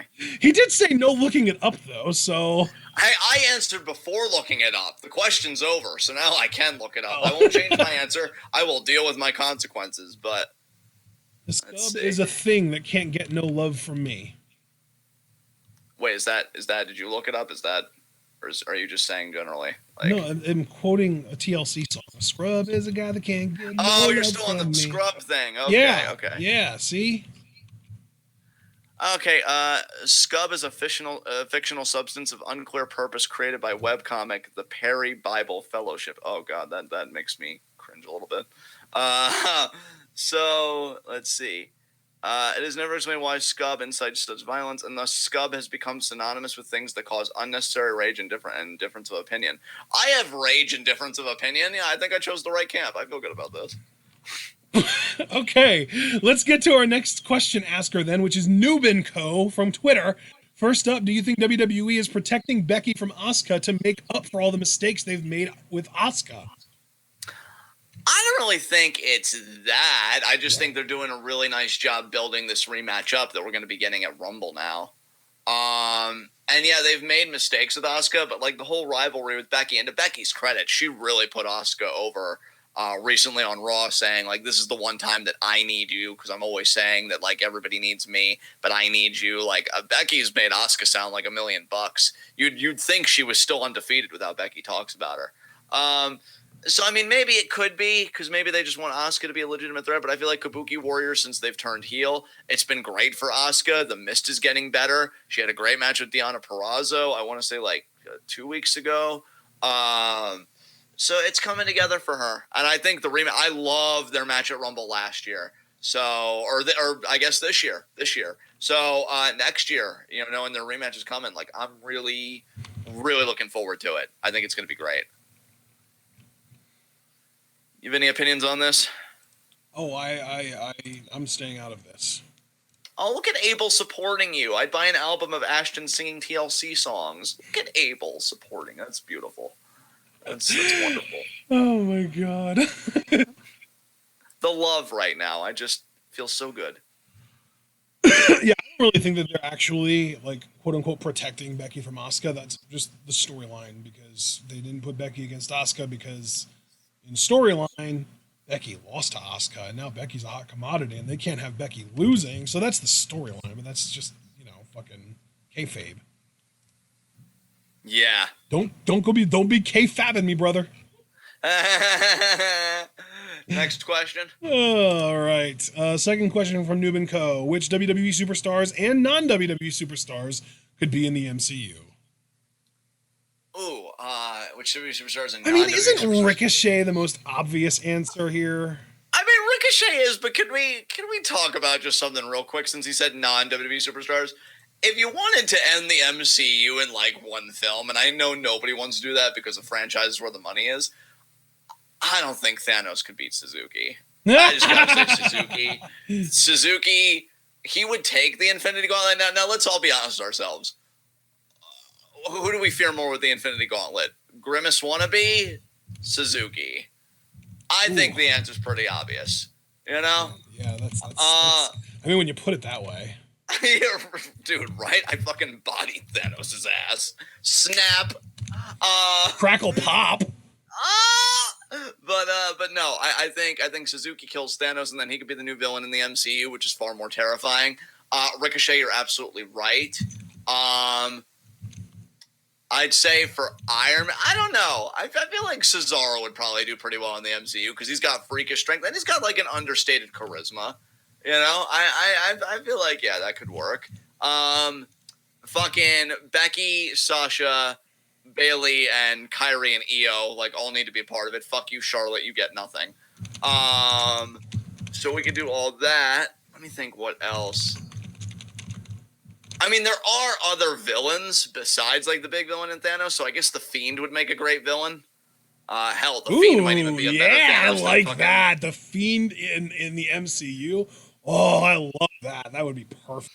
Dude, honestly, for me, the Fiend would be a perfect villain for like a Spider-Man type universe, like in the MCU. The Fiend would fucking own Spider-Man. I was thinking a Doctor Strange villain. Yeah, that's true. That's true.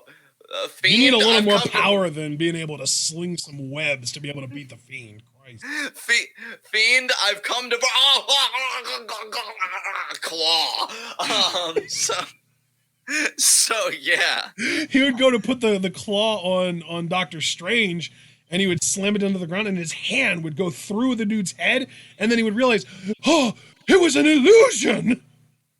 If we're endowing people with like MCU powers, I think Braun would fit well in the Thor universe. I mean, he's just so big and so massive. Like just those two titans going at it would be very interesting. Maybe they battle over the right to have Asgard. Or maybe but Asgard is not a place; it is a people. There you go. Look at you. Look at you doing things. That was very impressive. Very good. Yeah. Can you think of any other names, man? Because I rattled off some good ones, I feel like. Anything else you want to offer up? Yeah, Daniel Bryan as Earthman. Yeah, there you go. Look at that. Like, I'd actually not like to cause destruction in New York City. Let's preserve the planet. I snorted because of your delivery on that. Yes, you did. Oh my god. I can't wait for you to upload the video evidence so I can replay it over and over. But yeah, Earthman, just a slightly cooler, better promo than Captain Planet. I'm here for it. Let's see. Eric Rowan as Big Red. Yeah, he could work. See, now that is a Spider-Man worthy villain right there. There you go. Yeah, because it's like, and then the cage turns out to be a tarantula, and he's like, well, if I gotta beat Spider-Man, I need to become Spider-Man. It's time. And he puts his hand in the cage and bites him, and he goes to this grotesque mutation sequence. Oh, what's happening to me? Oh, and he just like grows 2 other arms.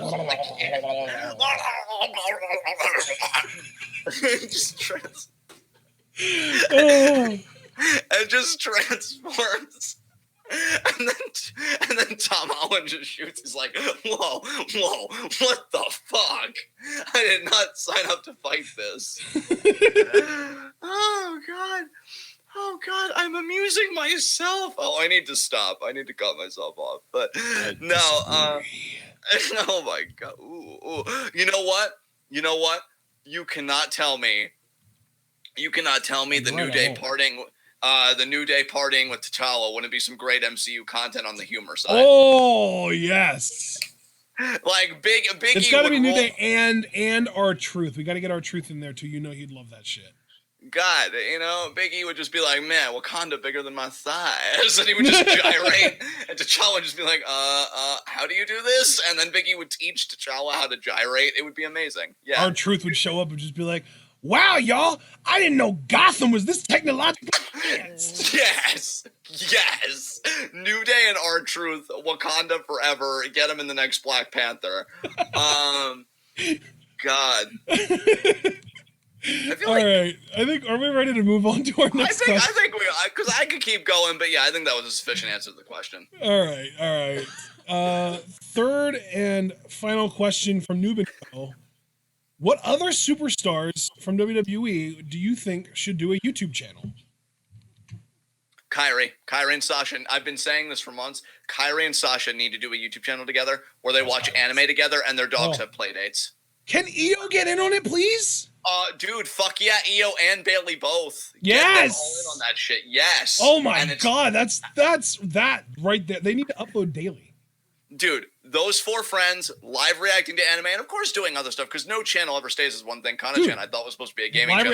Live reacting to anime, making and eating food together, playing video games together. Can they just literally just live stream their lives as they all 4 of them live in the same house?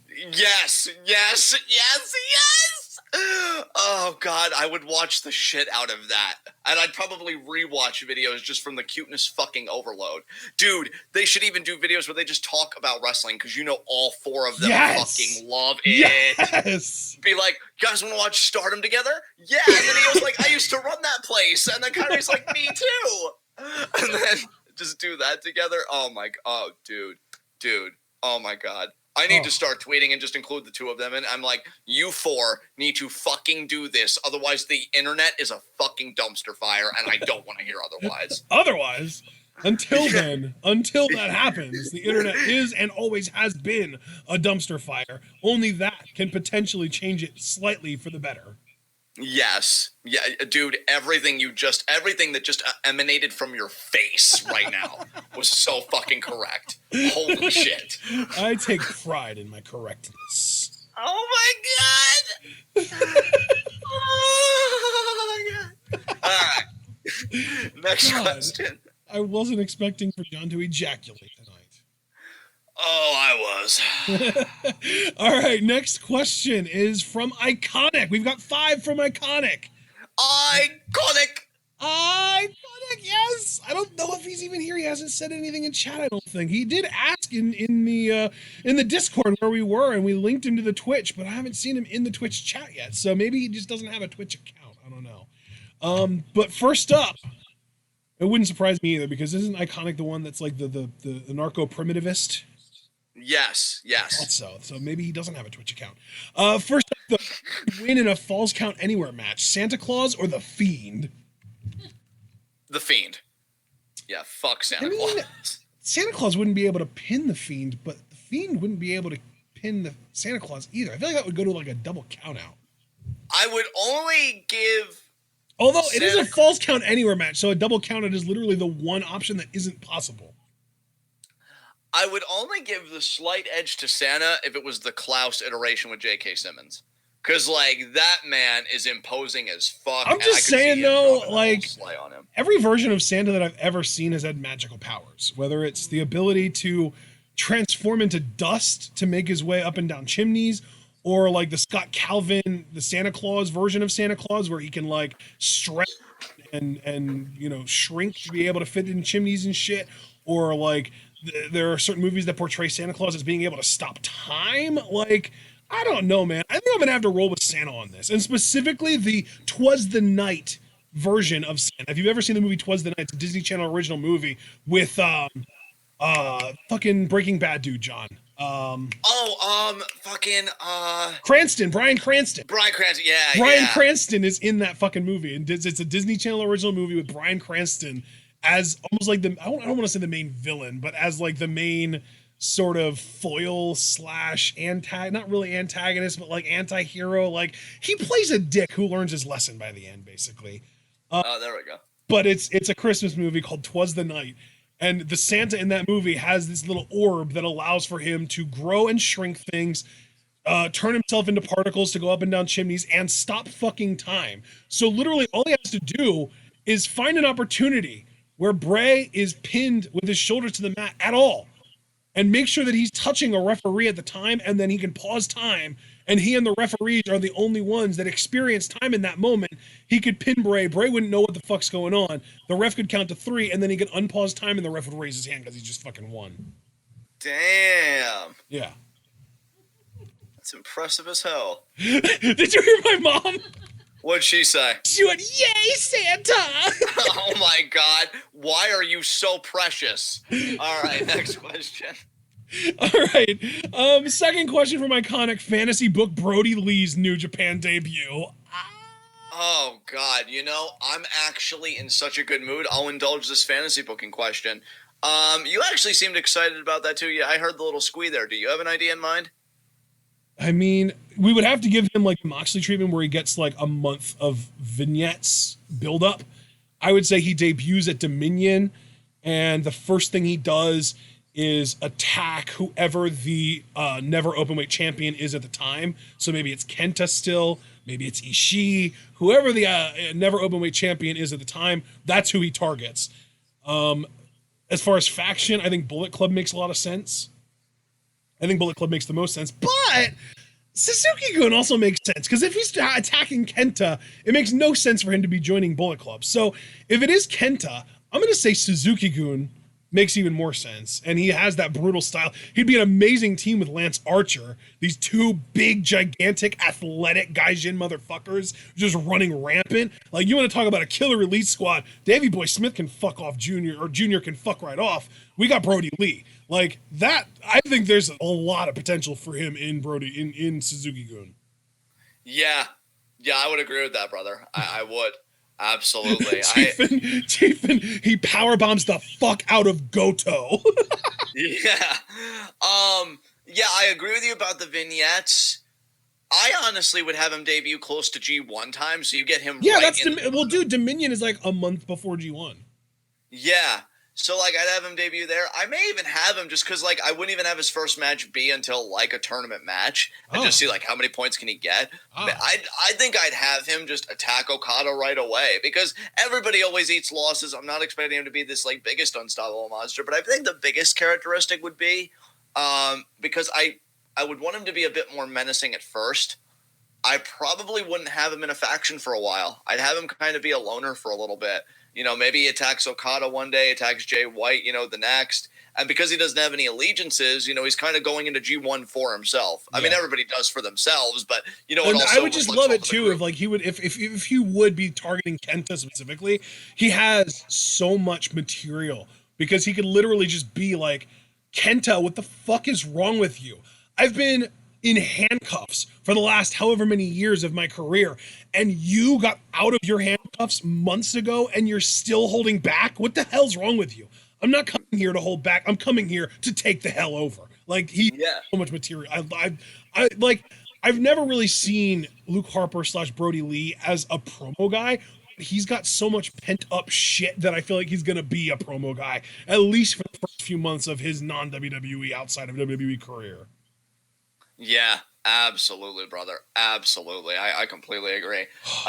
Next question. Yes. Third question from Iconic: which NXT superstar would throw the wildest Christmas party, and would you attend? Which NXT superstar? I have to go with Dream. And hell the fuck yes, I Oh, would. dude, yeah. I was gonna say Riddle because of obvious reasons, but Dream is a better answer. Yeah, hell the fuck yeah, I would attend Dream's Christmas party. Yeah. Fuck yeah. Wow. If No Way Jose was still there, I would maybe say him, but Dream is such a great answer. I definitely am gonna sign on to that. Yeah. All right, fourth question from Iconic: how much influence should a parent have on their child? You know, this is actually a fascinating question for me because for the first 7 years of my life, I really didn't have parents. I'm also kind of live reacting to what Abel just said in the chat. Holy fucking What shit. the fuck? Yeah. Is it gonna stick though? That's the question. Is it gonna stick? Yeah, because this isn't even like a televised thing, so that should be interesting. I definitely want to watch the footage of that though when it comes out. Yeah. But yeah, as a guy that for the first 7 years of his life didn't even have parents, oh my god, and it's true because Aaron just shared a picture with us and he tagged us both in the tweet. Holy fuck. Dude, him with a title looks so fucking right. It's about fucking time too, Christ. Dude, yes, dude. Yes. To everything you just said. And yes, Chief, and I agree, it better fucking stick. But anyway, to get back to the question. Haven't had parents for 7 years of my life. When my grandmother got us, she had parts where she was strict, but she also seemed very open. Like, she never imposed her religion on us or anything like that. So, like, intellectually speaking, I feel like I had a lot of freedom. And I can't speak, truthfully, and I know this is going to seem like a cop-out, I can't speak much for the physical. I actually leave that to Ashton because my limited mobility wasn't really able to get out much. Like, we did a lot of stuff as a family, but I didn't really have what you'd call a social life. I still pretty much don't beyond the internet. But intellectually, like, I think you should afford your kids a lot of freedom. And, like, because I even see some parents that I'm friends with on Facebook, like, oh, my child got into PewDiePie or they got into this, and they worry about the alt-right connections. Like, trust your kids, and more importantly, trust yourself to talk to your kids rather than just, like, withholding things from them about why these things might be dangerous, and trust that they'll understand. So as far as, like, controlling, I think physically, I don't know. That's a tougher call. I feel like you should let your kids be as free as possible within reason. Yeah. Intellectually, I definitely think you should let the chains loose. Let them discover themselves. You know, because my grandmother didn't, like, micromanage everything I read in this and that, I was reading biographies on, you know, Einstein, Faraday, Edison. Fuck Edison. You know, I'm a Tesla guy now. I'm growing older. But, you know, I'm just saying, like... So like funny that someone that went to college from marketing has a problem with Edison. Right? Fucking hell. That's what he was good at. Yeah, exactly. Inventor my fucking ass. But no, like, I'm not saying every kid's going to be like that. I just make more the point that I think you get to have the child discover themselves, and that's so important because I feel like so many kids, myself included, I'm sure, Ashton, you to an extent, like, we carry on the beliefs and the habits of our parents, and that's going to happen regardless.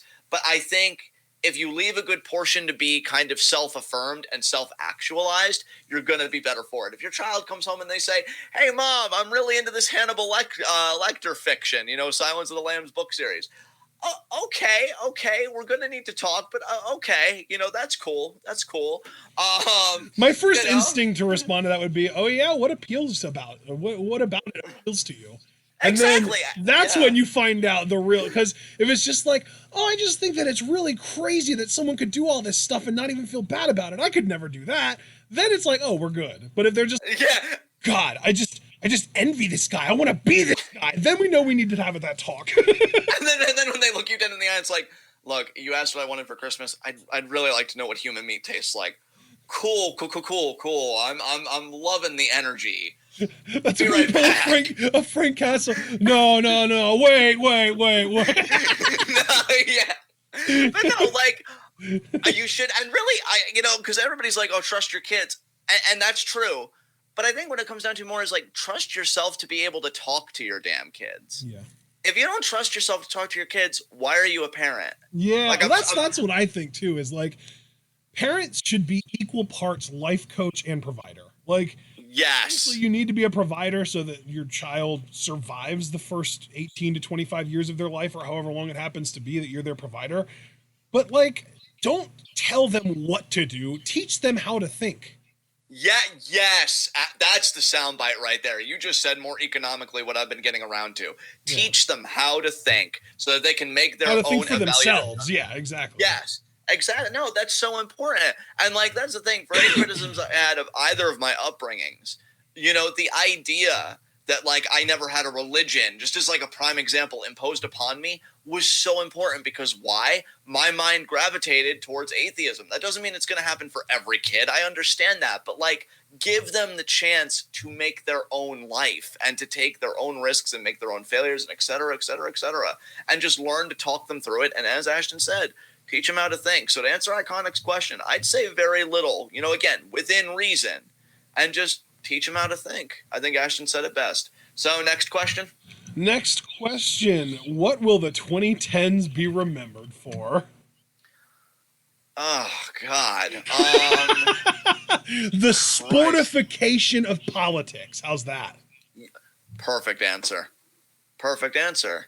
Because, like, I feel like everybody has run off to one side or another, and everyone is like, if you're not on my side, you're the enemy.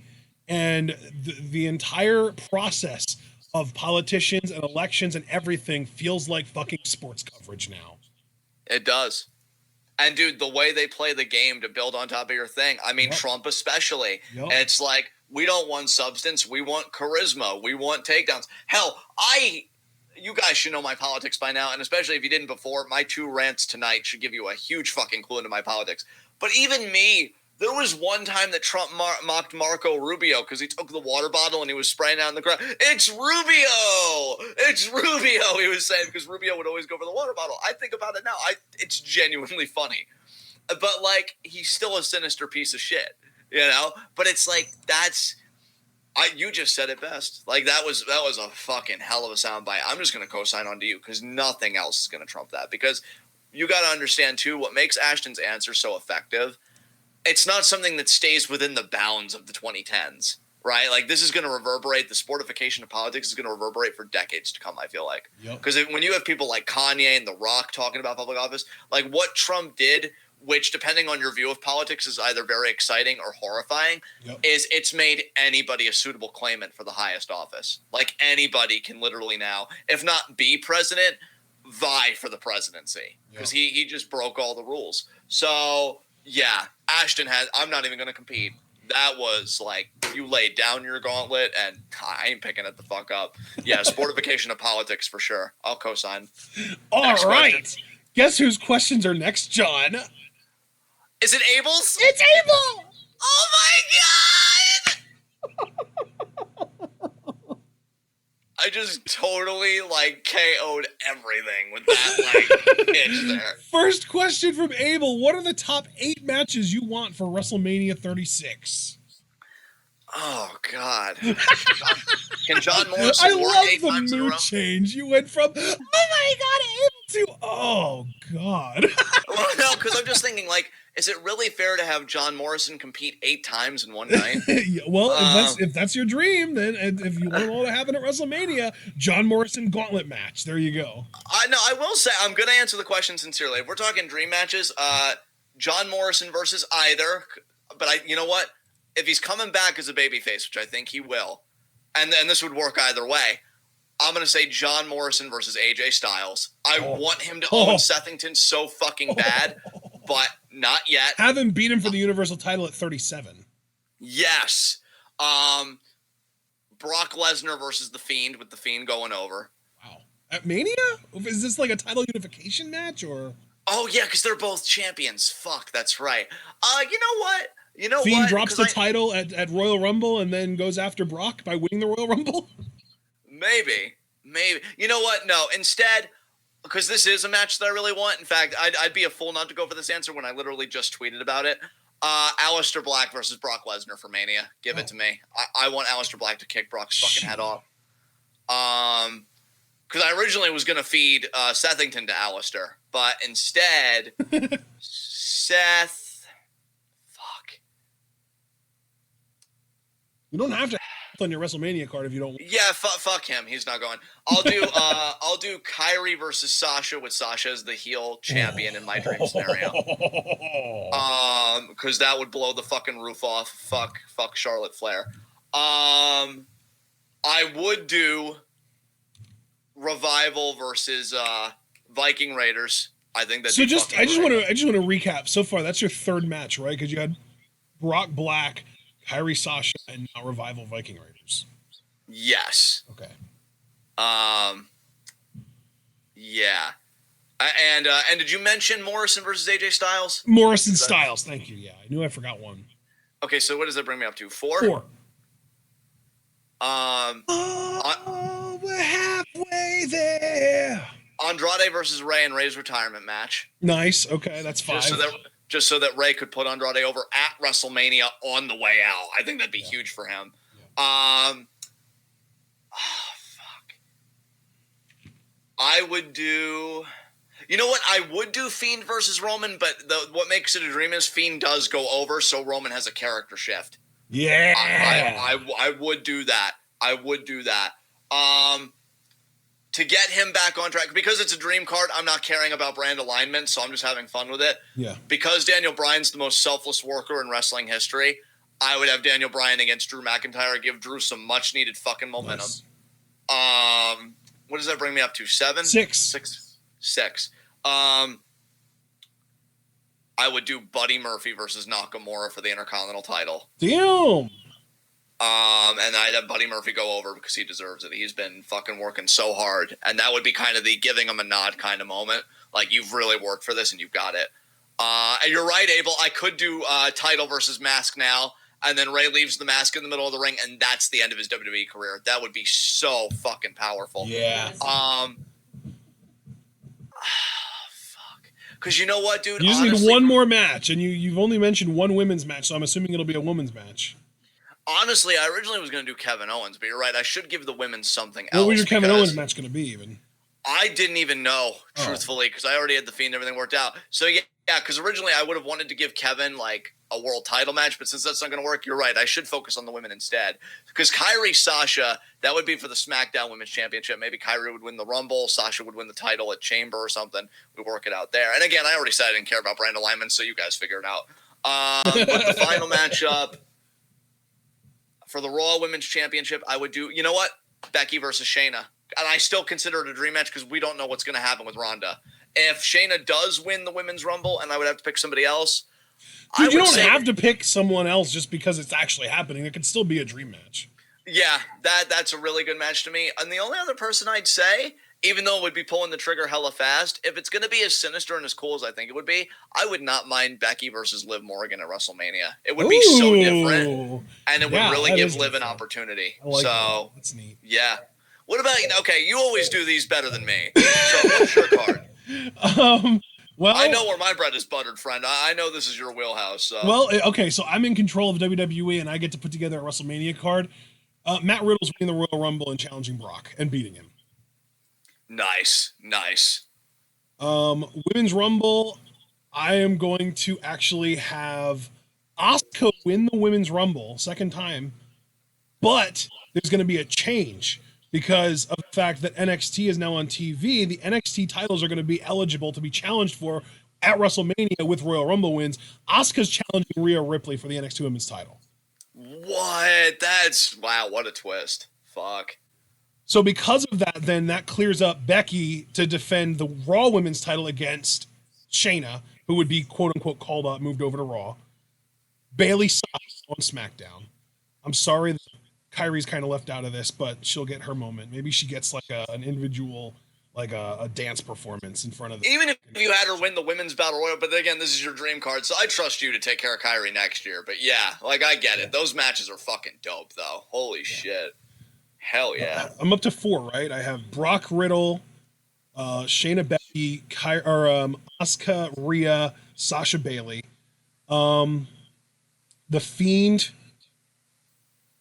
Actually, I'll come back around to The Fiend. Daniel Bryan versus Shinsuke Nakamura for the IC title. It needs to happen. Yo, dude, I missed that. Thank you for picking that up. Yes, that was so obvious. Yes, that's the match they both want, so you know they tear the fucking roof off. Yeah. Yeah, perfect. Actually, you know what? I'm going to do a special Joshi match, Kyrie versus Io at WrestleMania. Ooh, there you fucking go. Holy shit. That's going to be like a feature match that I really want to build up. The Fiend. It's really hard with The Fiend because I know that this is a fantasy thing, so I could technically have people jump brands, but I really fucking hate it when people jump brands outside of the draft or shakeup. So I like my fantasy world doesn't involve that being a possibility. You know what I mean? Yeah. So the Fiend, I would say, defends the Universal title against Braun Strowman and beats him. Nice. To me, the money match is the Fiend losing to Aleister Black at the next WrestleMania. Yeah, there you go. Or as early at the earliest at SummerSlam, at the absolute earliest. Okay. Yeah, definitely. And my 8th and final match. You know what, dude? I think I'm gonna actually just do a little copy job on you, except I'm gonna kind of expand upon it. U.S. title 6-man ladder match. Ooh, wow. AJ Styles, John Morrison, Andrade, Aleister Black, Buddy Murphy, and Humberto Carrillo. Oh, dude. And you know what's great about Morrison being in that match? The U.S. title is like one title. Well, besides the world title, of course. Oh, he's winning. Never held that mid-card title. Yeah. Yeah. So that's just another one in the trophy case. I love it. Good shit, man. So there's my 8. That's 8. All right. Next question. Second question from Abel. How would you book Baron Corbin to maximize his talents and minimize his shortcomings? But what if you're all shortcomings and no talent? No! Not. Stop. You laughed first, so I know I did my job. I nailed it. I nailed that delivery. And I ruined my response. I should have held it in. Yeah, if you deadpanned it, you would have destroyed me. You were this close. You son of a bitch. You got me. Here's the thing, Abel. It's too late to go back to the past, because if we could go back to the past, I would go back to him squashing people and making him like a legitimate heel. Because here's the thing. If you would have kept that gimmick, but the promo chops he's developed being put in these spots, that would be perfect. Because a guy that like can destroy you in seconds but cuts promos like Corbin I was going to say, like, to me, the best role that business. Baron Corbin could possibly have is, like, you pick a babyface on your roster that you just want to get more organically over, that you want to like elevate them up the card a little bit. You want them to look more legit. You want them to come off as a bigger star. You want people to like them more. You set them aside. You have Baron Corbin come out, cut a 3-minute promo, just shitting on people in general, just being himself, just cutting a Baron Corbin promo. And then just as he's about to say something egregious, that superstar's music hits. They come out, beat Corbin in like 7 or 8 minutes, and we call it a day. Yes. Yeah, he's mid. Because to me, Corbin's best role is literally just fucking heat magnet at this point.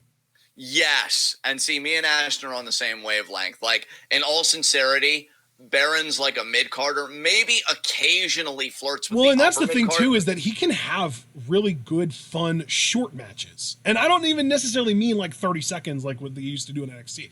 But like, as long as you keep his matches to a soundbite, like if you keep them to the point that it can just be him getting his shit in, you know, he does the deep six, he does the thing where he goes under the bottom ropes, goes around the ring post, slides back in, hits the lariat, like him doing his signature offense. If you can keep the match, him doing that, and him selling for his opponent's shit, like the opponent's signature offense, and then maybe he goes for an end of days and the opponent counters it into their finisher and that's the match. That is the optimal Baron Corbin match to me. I completely agree with Ashton. Like I was saying, I feel like he's mid-carder for life, maybe at most occasional upper mid-carder that could like flirt with a. Like, I'm not trying to say that he can never be a world champion. Like I think that he's the kind of guy that you could put the world title on if you really wanted to get a babyface over and have that babyface be the one that eventually takes the title off of Corbin. But you would have to plan it out like 3 months ahead of time, and you would have to be able to protect whoever Corbin is winning the title from in the match that he's winning the title. and then you would have to have him defend it like maybe once a month. So maybe like 2 defenses, and then he loses it to the guy that you plan on putting it on. You know what I mean? Well, the benefit of that, Ashton, just kind of piggyback off of you wanting to protect the ex-champion if we did pull the world title trigger on Corbin, he never seems to run alone for long, because at first he had McIntyre and Lashley. Right. You could have him just win the way that he beat Ziggler. Roman at Survivor Series or TLC or whatever it was. Exactly.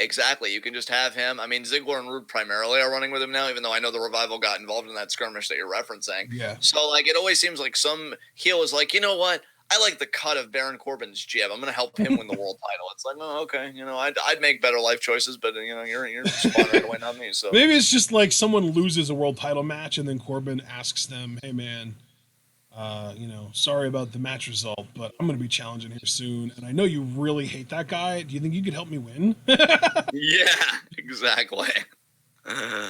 Oh, man. So, next question? Yes, next question from Abel is, who is the AEW Wrestler of the Year based solely on their AEW work?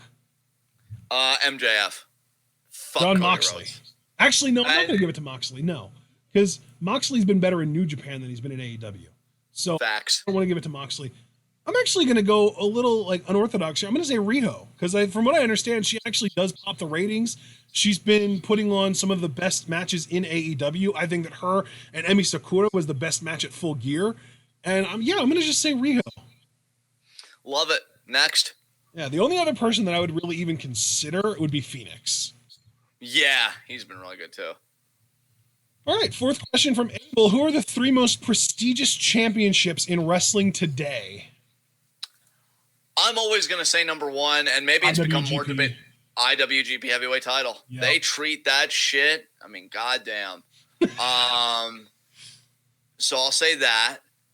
I gotta say, the Fiend with the Universal title makes it feel really important to me right now, because he's selling a lot of merch. He's feeling unstoppable. Like, everything's I think clicking, that's a case where the Fiend feels like a big deal, but I don't necessarily think the title feels like as big of a deal. That's a fair. That's a fair. I would say number 1, IWGP World title. Number 2, NXT Women's title. Yes, NXT Women's title. And then, you know what? For my 3, and I don't know if you're going to go in on this, I'll go with the Wonder of Stardom title. That's a good one. That's a good one. Because Arisa has had one hell of a fucking reign. So I actually really like yours with NXT Women's. I'll piggyback off of that. And we both agree on IWGP. So I'm going to say IWGP, NXT Women's, because that was a great point raised by you. And I'm going to say Wonder of Stardom title for Stardom.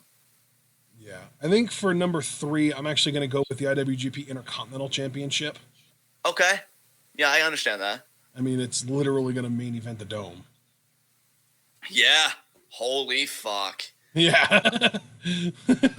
I guess after the 5th, we won't be able to necessarily refer to it as like an individual title. It'll just be like a unified or an undisputed kind of deal, because it's going to be a double champion, right? And dude, that's the other thing. If they consolidate it into like one belt or whatever, it's like the world title just cannibalized the Intercontinental title. It's unstoppable. Holy fuck. Yeah. Oh man. All right. So 5th and final question from Abel. What are your opinions on Donald Trump's impeachment? Oh God, again, Abel, I love you, but man. Let me go first real quick, okay? Sure, absolutely. It's not going to get past the Senate, so it doesn't fucking matter. It's entirely a win on principle for the Democrats in the House. It's not going to get any further. And it sucks. At the end of the day, that's all we can really say is that, yeah, he was impeached, but the corrupt bullshit that's going on in the House, and Moscow Mitch is going to stop it from ever actually coming to pass or coming to fruition. To make a long, like, drawn-out reference, you are so the Sami Zayn to my Kevin Owens when Sami first turned heel, and then they had that segment where they hugged, and Kevin is just like, hug me, hold me tight! That's what you are to me right now, because you saved us so much time. Yeah, pretty much agree. It is completely irrelevant, and I will just add something onto what Ashton said. I still feel like Trump's going to get reelected in 2020 because of Ashton's aforementioned. It's not going to matter. And he's still going to win reelection, and we're still going to be in this shithole. So, happy optimism. Next question. God, I hope you're wrong. Mark, with 5 questions. First one's just for me. What are your predictions for the NFL playoffs? I guess since I already said who I thought would win the Super Bowl earlier, I'll kind of go through and predict like the entire playoffs. So right now, let me pull up records, seasons 2019. Here we go. So the Patriots, Ravens. I think the Patriots and Ravens are obviously they're getting the bye week, so they're going to go through, and then the oh fucking hell. I'm guessing the Saints and 49ers are going to get buys. Fucking hell, shit. But yeah, so then the first round of the playoffs would be the Bills versus Christ. Wow, nobody in the AFC wants to make the playoffs. It's going to be either the Steelers or the Titans, but woof. I guess based on point differential, I'll say the Titans make the playoffs. So then the Titans would be going up against the Chiefs, and they would get fucking curb stomped. The Bills against the Texans, I would expect the Texans to win that. So then you would have the Texans against the Ravens. I would expect the Ravens to win that. I think the Chiefs could beat the Patriots in the playoffs, but then they would lose to the Ravens. So Ravens make it to the Super Bowl. And then in the NFC, looks like the Eagles are most likely going to win the NFC East, which means that the Seahawks and Vikings would be the wild card teams. Vikings, I believe, would travel to Philadelphia. Oh, God. Which is kind of hilarious because they have a better record than Philly. I think the Vikings would probably win that. And then the Seahawks would travel to Green Bay. And I'm guessing Seattle would win that, actually. I think Seattle's a better team than Green Bay. So then we would get, Seattle and Minnesota against New Orleans and San Francisco. San Francisco has the better point differential, so I'm going to say that they would be the ones to host Minnesota. So Seattle at New Orleans, I'll pick New Orleans there. Minnesota at San Francisco, I'm just going to say fuck it and go with San Francisco. I hate to see the 49ers because they're winning in ways that aren't sustainable, and I hate that shit. But yeah, 49ers. So then it would be 49ers, Saints. And again, based on point differential, it would be a 49ers home game. So I guess I'm changing my mind about the NFC rep because I think the Saints own the 49ers. So I'm going to pick the Saints to win that and then go lose to the Ravens in the Super Bowl. So I'm going to actually change my mind from earlier and say Saints, Ravens in the Super Bowl with the Ravens going over. So there you go. Oh, God, that'd be amazing to see the Saints fail on that big of a stage, and especially with Abel's team winning. I know I don't talk about football stuff. I just had to chime in and just be like, that would be fucking delicious. Oh, my God. This is interesting because Mark did specify that this was for you. He wants you to drop a fail bomb on the Chicago Bears. You failed, Bears! You failed! It's been so long since we've gotten a proper fail bomb from you. That was amazing. Thank you. I felt like a bit of gravel in my voice. I don't know. I think it's just been like a long day with the procedure and everything, but tried to get a good one out for you, Mark. I hope you liked it. Next question. I just wanted to kind of provide a little context there. Because, I mean, you really put your back into it, and props for that, but I feel like you don't even know why the Bears are getting a fail bomb. So last year they went 12-4 and made the playoffs and lost in the first game that they had in the playoffs. But everyone was like, pretty much like it's a given. Like, oh, the Bears, they're a dynasty. They're going to be in the playoffs again. They're going to keep going to the playoffs. They're going to be this like perpetual great team because of how good their defense is.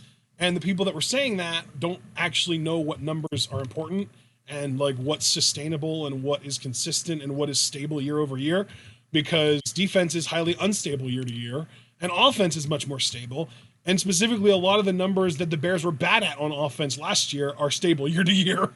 So the Bears this year are 7-8 right now, staring 7-9 in the face because the last team that they face is the playoff-bound Vikings.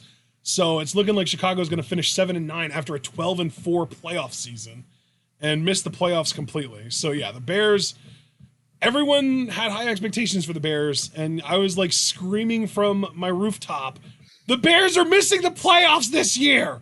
and everyone was like, no, fuck you, they're good, you're dumb. And now they're not even close. Should have listened to Ashton. Told you twice. Like, there was a thread. It's actually funny to me looking back. There was literally a thread on the NFL subreddit, which, I mean, first of all, it was my mistake for peering into the NFL subreddit in the first place, because you want to talk about toxic cancerous places there. But there was, let me see, Bears, no, Chicago, no, I got to go back even further. There was this thread, and I just remember making a comment where I was like, people get really angry at me when I say that the Bears and Texans aren't going to make the playoffs. And it was downvoted, and all kinds of people were replying, talking about how fucking dumb I was and how they're going to be amazing. And yeah, it was pretty great. Bears. Let's see. Here we go. I think I found the thread. Here we go. Bears and Texans fans get extremely pissed off when you bring up how likely it is that those teams won't make the playoffs this year. And it was in a thread titled, "What fan base is the most in denial about their chances this year?" And I said about how Bears and Texans fans get pissed off. And the Texans are probably going to make the playoffs, actually. I think that they're one of the teams that, yeah, they've got it pretty much locked up. So the Texans, I was wrong about, and I'll own up to that. I was wrong about the Texans. I thought they were going to be worse this year than they were. Yeah, I said the Bears and Texans wouldn't. And then the first comment, which was more upvoted than my original comment, which is rare in itself on Reddit, was I wouldn't say it's likely for the Bears to miss the playoffs unless Pagano really botches things or Trubisky completely stalls development-wise. They've got good odds at taking the division and have a very good shot at a wild card if they miss that. And then I basically came back with their entire team played at an unsustainable level in 2018. Trubisky's statistical numbers were way better than he actually played. The defense got more sacks than they should have based on how frequently they pressured quarterbacks, and they caught way more interceptions thrown their way than they should have. Compound that with the fact that they're going from the literal easiest schedule in the league in 2018 to what is projected to be the most difficult in 2019, and yeah, it's extremely likely they're missing the playoffs. And here we are. So, how does it feel to be right? Oh, brother, I wish I was right more, because I really thought the Browns were going to be a playoff team this year, and they just fell the fuck apart. So I was, for every the Bears are not going to make the playoffs prediction that I get right, I probably get another like 5 to 10 wrong. It's okay. That was just the one big one that I was really bold about this year that I'm standing by, that I'm proud of. There you go. As you should be, friend. As you should be. All right, next question. Third question from Mark. What surprises would you like to see in the Rumble? Other than John Morrison, you mean? Yeah, I honestly, it would feel like a surprise to me because we don't know the status of her health. I'd love to see Kyrie in the women's Rumble because that would just make my heart feel so good. Honestly, speaking of the women, and I know I wasn't like the biggest fan of hers, I just feel like I wish she would have gotten like a chance to really get like a proper send-off or whatever. I think she's completely done with the business. I'd like Victoria as a surprise entrant in the women's Rumble. That would make me pop. I was under the impression that they were considering having her be in the third Mae Young Classic, but I don't know what the fuck's going on with that or if it's even happening now. It seems like they were planning on doing it. Like, I feel like none of the tournaments that we usually get out of like the NXT brand happened this year. We didn't get a Dusty Classic. We didn't get a Mae Young Classic. Like, what the hell, NXT? Y'all so focused on your TV bullshit that you don't give us the side shit that we want. And now you're trying to make Worlds Collide a thing. Gross. Oh, God, fuck that. I say that and we might be covering it. I don't know, but, like, that's just my mood, like, right now. Yeah. You want to talk about surprises, Mark? I'll give you a surprise beyond, like, entrance. You know what would be a surprise to me?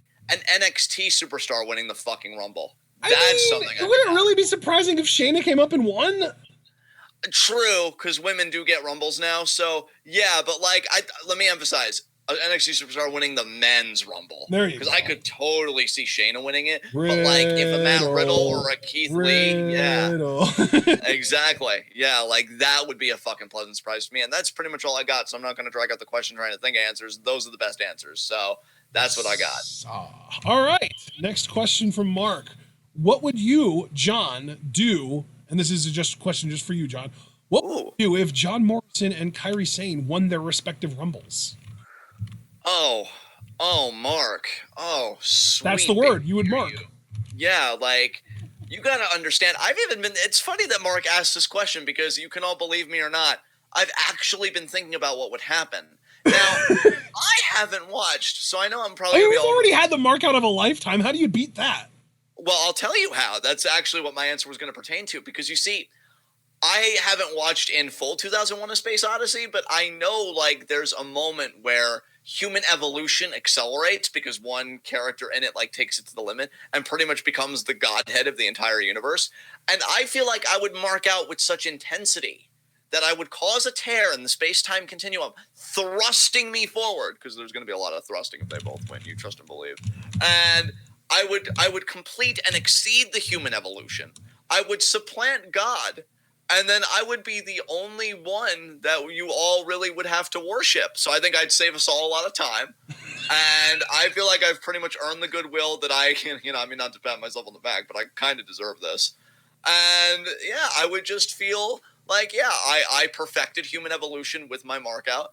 I would become a god figure, and everything would be better because everything would just belong to Johnny Mundo and company. You know what? I fucking knew it. I knew there was something up when Dr. Manhattan's name was actually John. Fucking knew. Dude, you do not know. First of all, thank you, okay? Because it really pisses me off when I see that spelling and I'm like, that's not how you spell my name. Jesus Christ. So it's a problem. When you become that god figure, you can correct it yourself. Yeah, it's so funny because when they spell the John, I'm sure they forget the H, and then Manhattan does have an H, but it's like too many letters. It's like it's a name, not fucking alphabet soup. Get your fucking shit together. So yeah, that's what happens. Just move the H from Manhattan over. So rather than John Manhattan, it's John Manhattan. And that's true, Javaris. Let me just say, as the god figure, that would actually be true because wealth inequality would be reset, and I would probably make Javaris. Well, actually, no, I'd make more people than Javaris rich, but I would take care of you, Javaris. I'll put it that way. I wouldn't make you poor. All right, I know what that feels. No, we don't need to go through that. You would redistribute wealth in such a way that nobody would make more than like $1 million a year, but also nobody would make less than like 60 grand a year. Now, I do have the propensity, and I know this is going to shock everybody, to be just a bit evil, right? So when I become the god figure, I'll probably, and like Johnny will be super stoked, yes, I'm going to wrestle. Wait, what's happening? And see, what is happening, to answer this question, I'm assimilating him into my being. And I know it's going to be weird, right? He had a life, a family, but I mean, I'm God. So, like, what does that fucking matter? And yeah, I assimilate him into my being because he can't have obliques and I can't. Like, that just challenges my status. So then we would go to WrestleMania as this one God fusion, win all the titles because fuck your booking. And yeah, then we would just go sailing with Kyrie together because I would make the whole world an ocean just for us to play with. So it'd be fucking great. So yeah, I have all the reason in the world to root for both Morrison and Kyrie winning their respective Rumbles. Absolutely. I feel really good about that. We all feel really good about it. I feel really good about that. What's the next question? I feel the best about your face. I feel the best about your general existence because I'm pretty sure, actually no, I'm 100% fucking certain it improves the planet. So that's my opinion.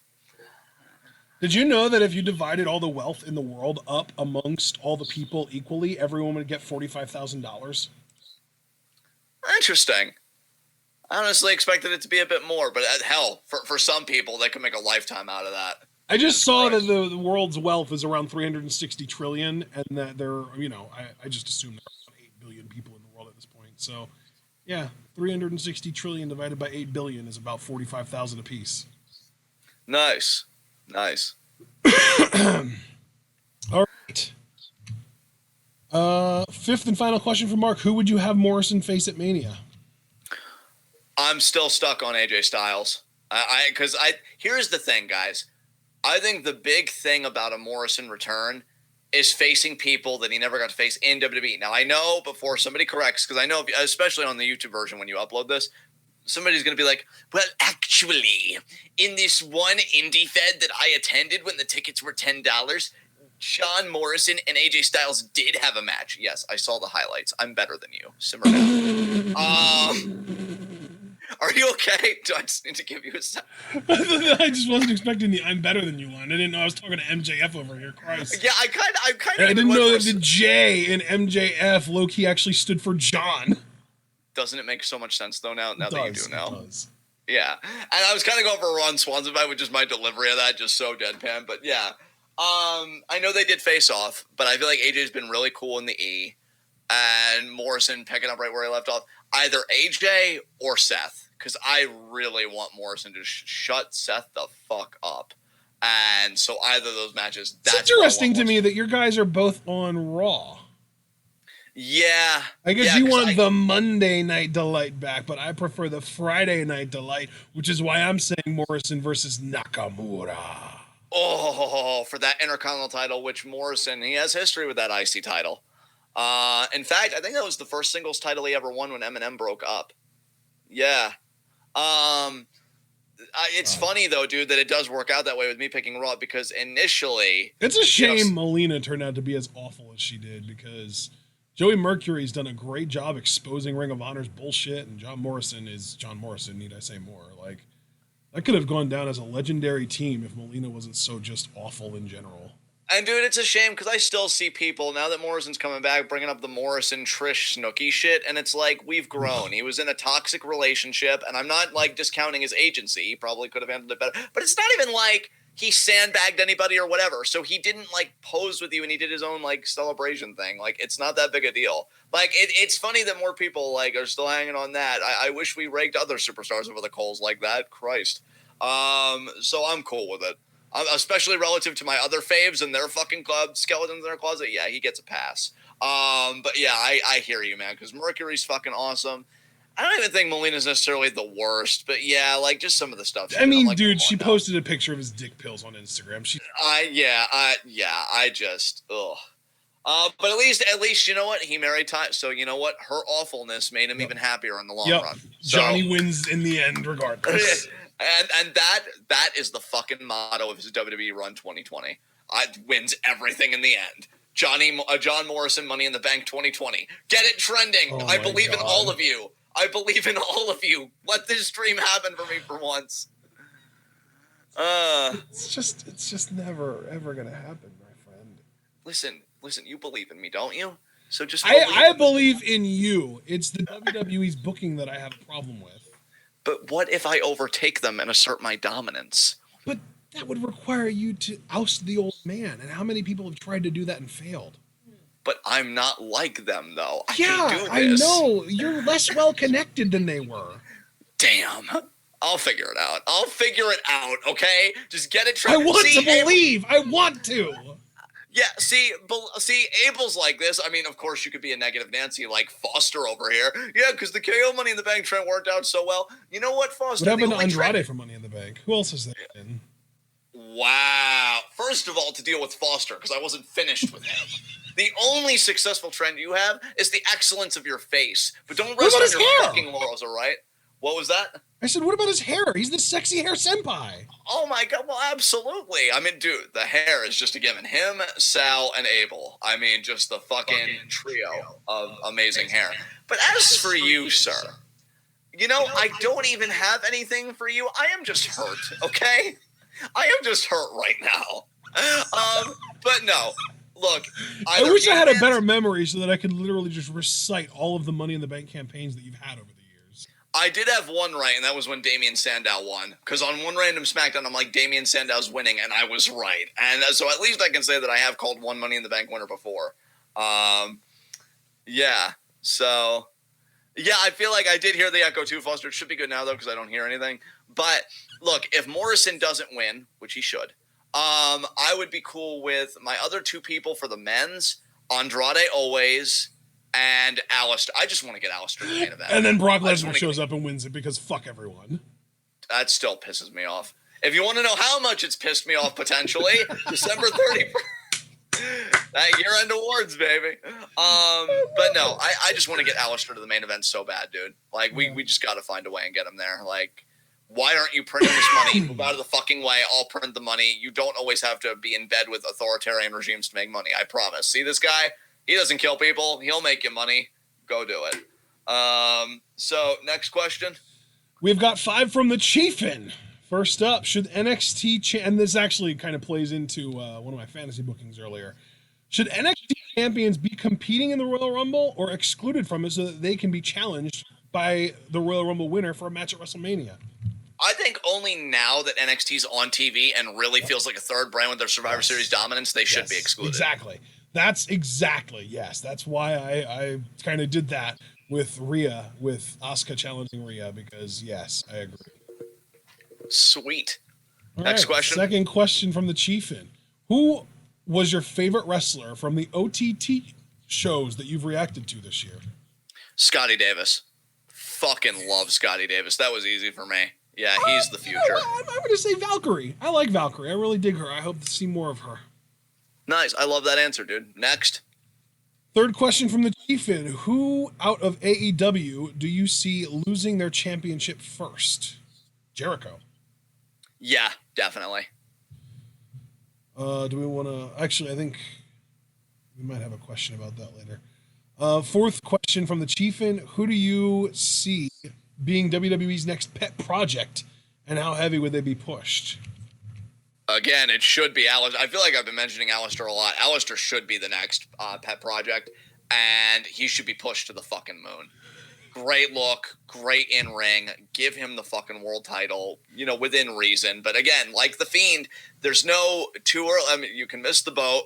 You could be too late on a guy, but when they're that hot, you can never be too early. Just stop playing fucking games. He should be the next pet project. Playing games with our boy. But I'm curious if Ashton has a different answer because he sees me going hard for Alistair. Do you have anything you want to add? So my meme answer, based on a very recent report, Eric Rowan.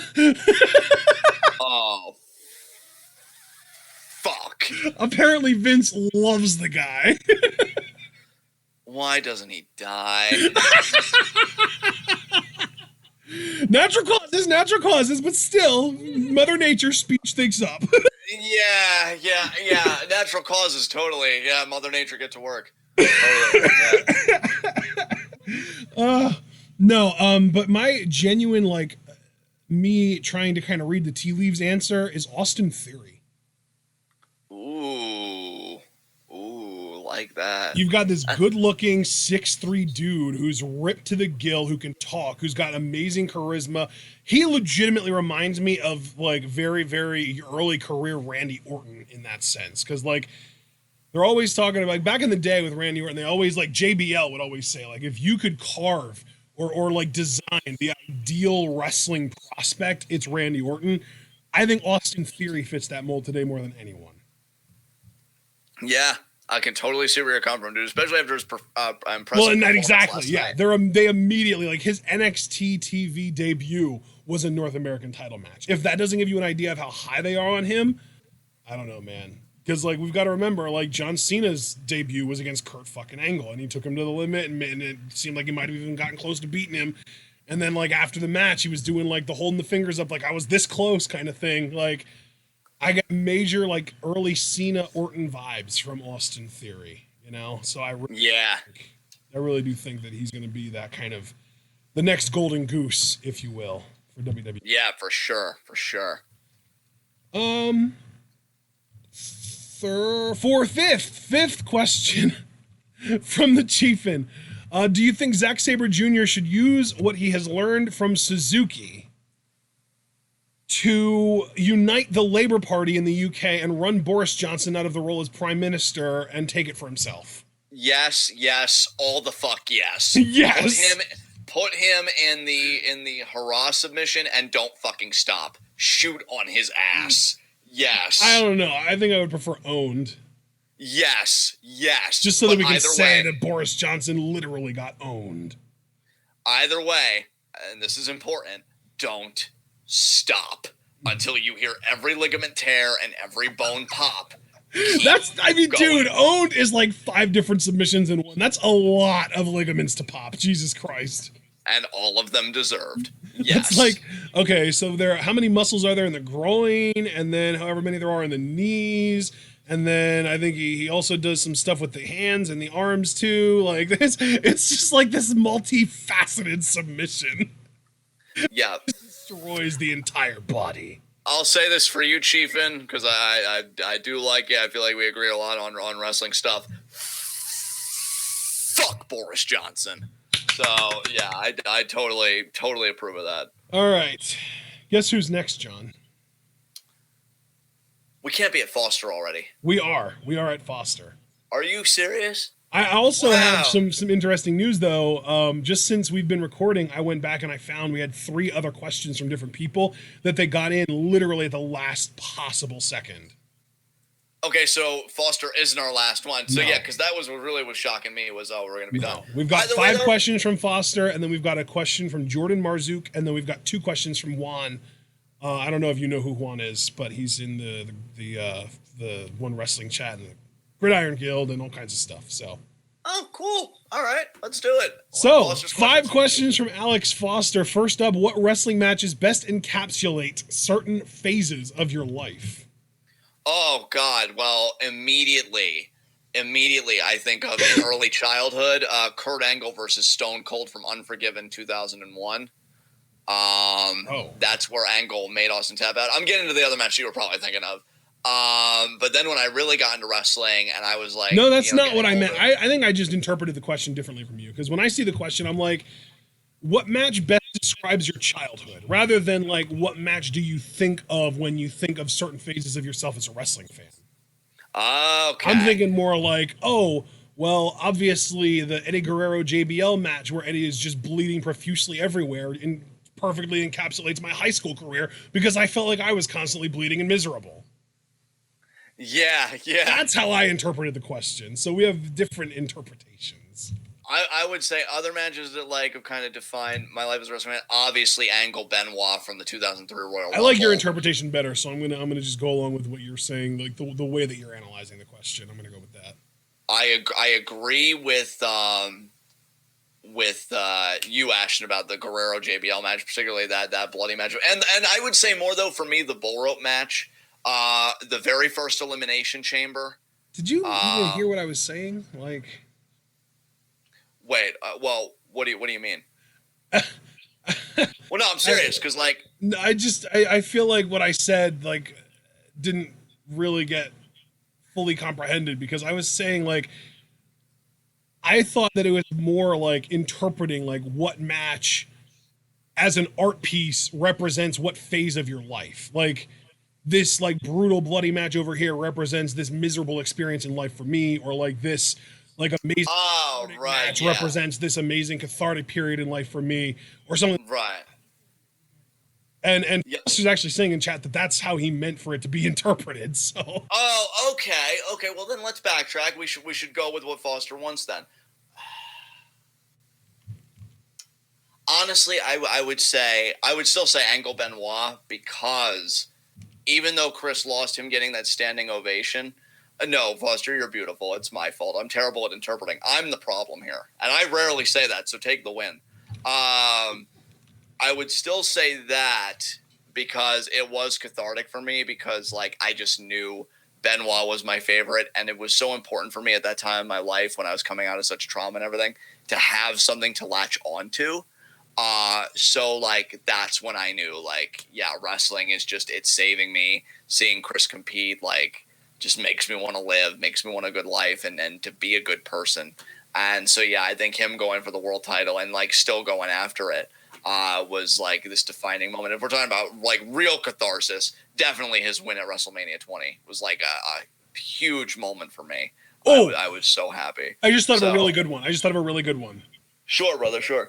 So the Okada-Suzuki match that they had for the world title, not this year, but a couple years ago, when Suzuki had Okada locked in submissions for the last 30 minutes of the match, and Okada just never gave up and just won. Yeah. That's my college career, because it was something that I thought I wanted and I enjoyed for the first little bit, but once I realized how things were going to turn out, I got miserable and wanted to get the fuck out of there. There you go. That's my college career in a wrestling match right there, is Okada. Very nice. Very nice. I like that. All right. Now that I understood the question, I offered Angle Benoit as my answer. You gave a great answer on your college career there. A bit depressing, but, accurate. And next question. Oh, are we done with this one? I thought we were going to go a little further. Oh, go a little further? Well, let me think. Um. Oh God. You know what? I would say. I would say the Miz winning the WWE title, like via a cash in, was just With the like a little shitty girl time. looking miserable at the end there. Yeah, the little girl was pretty much childhood me, and the Miz was pretty much my dad taking shortcuts to feed his drug habit while he was living with us, which makes me miserable just the same way Miz made her miserable. So I would say that would just be me growing up under my dad with his drug problem, and yet that match kind of correlates to that. That's a strong answer right there. That's a really strong one. Yeah. Um. Oh. God, I hate to relate myself to Hulk Hogan in any way, but Hulk Hogan in the match against The Rock is like my high school career because for the first like 2/3 or 3/4 of that match, he was a heel and he wasn't really getting, too much offense in. He was getting kind of beaten up by The Rock a lot. And then in the tail end, which would be the equivalent to my senior year, he started really like channeling his inner, in his case, Hulkster, and in my case, just like social butterfly, and really kind of stepping out into the spotlight. And like for him, it was all about like turning face and hulking up and getting the crowd going fucking crazy. And for me, it was about just like really enjoying myself for once as a part of a school experience. Very nice, dude. Very nice. Hogan and Rock from WrestleMania 18 is my high school career from the perspective of Hogan. Oh God, 2011 again, kind of relating back to my home life. That was when we met. I know, it was a great year. Actually, no, a little bit. It kind of ties into 2011 because this was the catalyst for 2011. But 2010 going into 2011 because I lived under my father in that toxic environment for a lot of years. Morrison beating Sheamus at TLC. Yep. I relate that to just constantly getting beat down by my life at the time and just constantly pushing through it and going for the things that I wanted in life. The same way that Sheamus really beat Morrison down and he still became #1 contender because you ain't shit, Sheamus. So yeah, I definitely relate that match. Their TLC ladder match from 2010 back to that. Yeah, that was definitely a cathartic matchup for me as well. Love it. So good shit. All right, now I feel like I feel satisfied that we can move on. Second, all right, Foster, how do you guys book Dexter Loomis's feuds / character? I feel like they've already kind of got down what I would have done. Just like this very eerie. I'm definitely off kilter mentally. You don't know what secret I'm hiding, but you know I've got one. And if you ever put it together, I'm going to kill you type character. And I think I would just have him. Can I just say, like, I don't know if he has a different finisher, but whatever that finisher was, that submission that he used in TNA, where he, like, wrapped his arm under his opponent's arm and then around their neck, and it was like a fucking creepy-ass, like, sleeper hug that he would do, that's the perfect finisher for him. It is, like, that's one of the best, like, characteristic of the performer finishers that I've ever seen. Yes.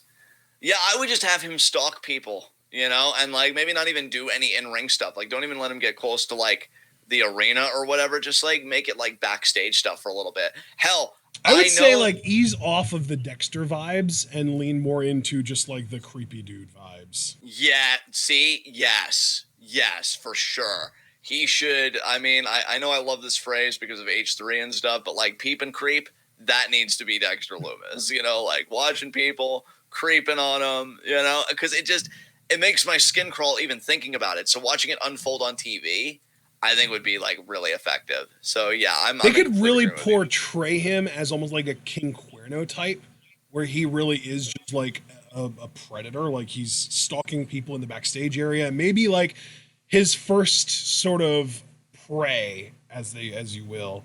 Maybe his first like prey is like Bronson Reed or something like that. Like maybe you just pick somebody, and every time we see that person like heading to the back from a match or being interviewed by somebody, it's like an Easter egg, like the aliens in early seasons of South Park. Like, where's Dexter Lumis? You got to find Dexter Lumis. He's in the background somewhere watching this dude.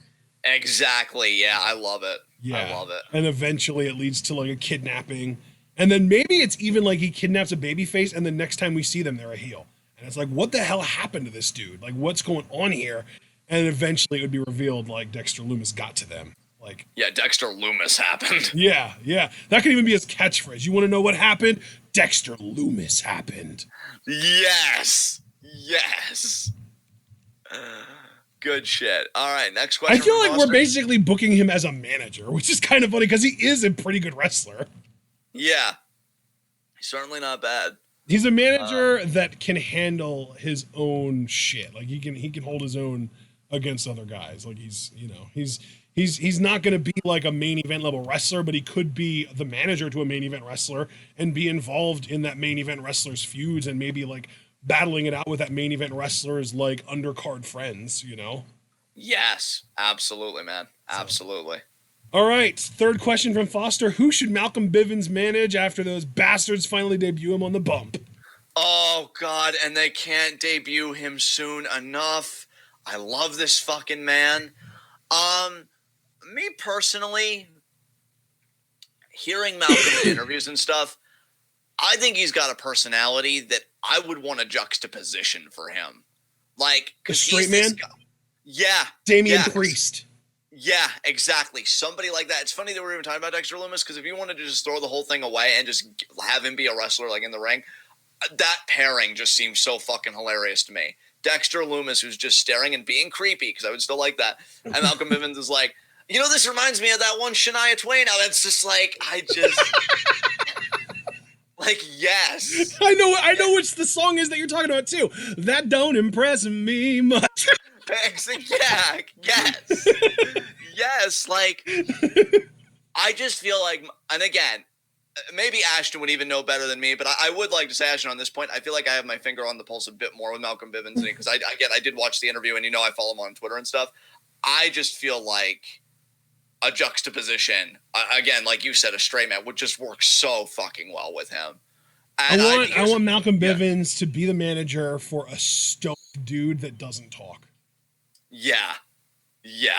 Because, like, why would you want to when Malcolm Bivens is such a great fucking promo? And yet that would be part of the character. It wouldn't come off as a crutch. It would come off as the dynamic. And Bronson Reed would be an interesting Malcolm Bivens.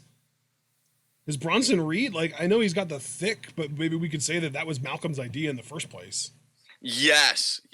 Oh, that was part of the marketing division of Bivens Enterprises. Yeah, exactly. Because the dude, like, he's really not a talker. We don't really hear him talk. I think he might have cut one promo on NXT ever, and it wasn't like a memorable one by any means. Because, like I said, I'm struggling to even remember if he has. So, like, yeah, like you just have this big, intimidating dude that doesn't talk, paired up with Malcolm Bivens, who is like the exact opposite, because there's literally nothing intimidating about him, and he does nothing but talk. Yes. Malcolm Bivens, dude. The Jimmy Hart of our generation. We need to just go to the next question. That soundbite. You killed it. You killed it. That soundbite is perfect. I want him on TV so bad, dude. Like, honestly, no, never mind. Next question. Oh, okay. All right. Just tune in December 31st, everybody. Yes. Just tune into our award December show. 31st. Is that? I thought. Yeah, it is. Oh my gosh. Oh, I'm promoting the shit, and I'm promoting it correctly. All right. Alex Foster, fourth question: when/if Roman turns heel and we get Roman Reigns time, who should he get promos on? Dude, everyone, right? Like, there's no other answer. Fucking person. He needs to cut a promo on the audience. He needs to cut a promo on Michael Cole for being such a fucking brown noser all the time. He needs to cut a promo on Seth Rollins for being such a little whiny bitch. Like, he needs to cut promos on everybody. Yes. I want heel Roman Reigns to be like NXT Kevin Owens, just picking fights with literally everyone. Yes. Everything you just said is correct. Everything. Hell, I don't care. Get him talking shit about some of the women even. Just, like, go after everyone. Yes. Roman, I mean, at least he's the babyface. Now have Roman go after her. Talk about how fake she is. Yeah, exactly. Perfect. All right. Let's talk about, the only thing faker than your hair color is your attitude. Like something like, just go after everyone. I want Roman as a heel to just talk shit on literally everyone. Like we need our own segment, the roast hour with Roman Reigns. Like that's what we need. So, up next though, we have our fifth and final question from Alex Foster. What storylines and developments would you like to see in the next Dragon Ball series? Can I go first on this? Yeah.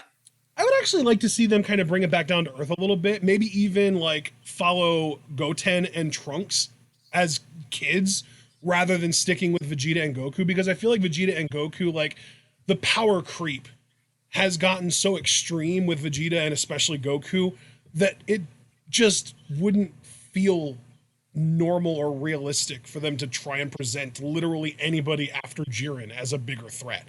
Like once you get past Jiren and fucking Broly, you can't, like, Goku practically beat a god of destruction. You can't outdo that.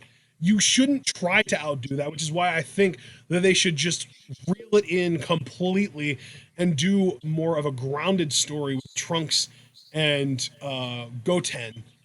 And, you know, maybe we kind of go back to the roots of them, like, just trying to defend the planet Earth rather than trying to defend the entire fucking universe. I'm with you on most of that. I would just swap the people out because I really loved your answer. Did you say Pan and someone else? No, actually, the route I was going to go to, I would copy and paste Resurrection F, like that whole structure, but I would do Cell instead of Frieza. Right. And I would have Gohan be the hero. Resurrection. Yeah, because I would have Gohan be the hero, and I would have Cell say, you know, Gohan, I was watching you from hell after you defeated me, and I know you've been slacking off on your training, and I remember we can even have a bit of comedy, like, I know about Great Saiyaman, maybe Gohan blushes about that, like, you know, nobody's supposed to know about that. And he says, like, I've been training in hell, you care about being a scholar, you stopped me last time, you can't stop me this time.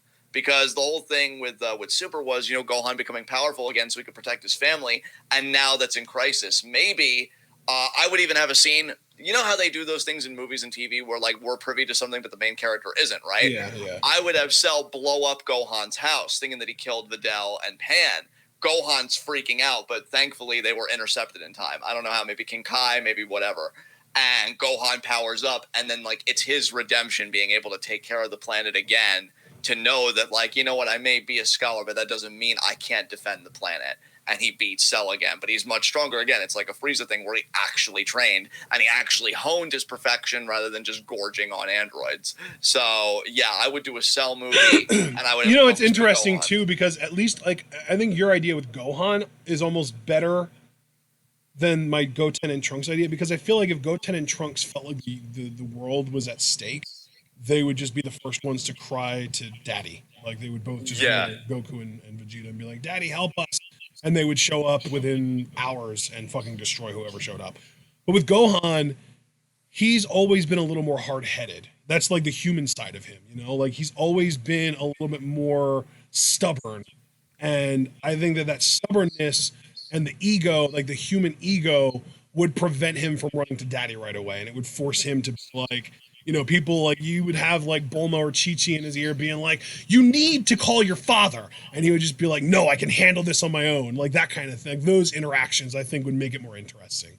Yeah, and you could even have as like a canon excuse, at least for the film, that like Goku's away with Vegeta training with Beerus and Whis. Yeah. So like he wouldn't even get. But like, again, though, I feel like that was already a thing that was happening, and they were still able to return within hours to save the planet. True, but yeah, we would probably have to like write in some kind of answer. But yeah, just Cell and Gohan the rematch with Cell feeling cocky because it's like, I've trained it, I know for a fact you haven't, and yeah, just doing that whole thing. I think that'd be fucking cool. Yeah, that's especially because Gohan would get the push that he deserves. God damn it. So I swear. Question. Yeah, we can move on now to Jordan's question. He asked, "What are your thoughts on AEW's women's division?"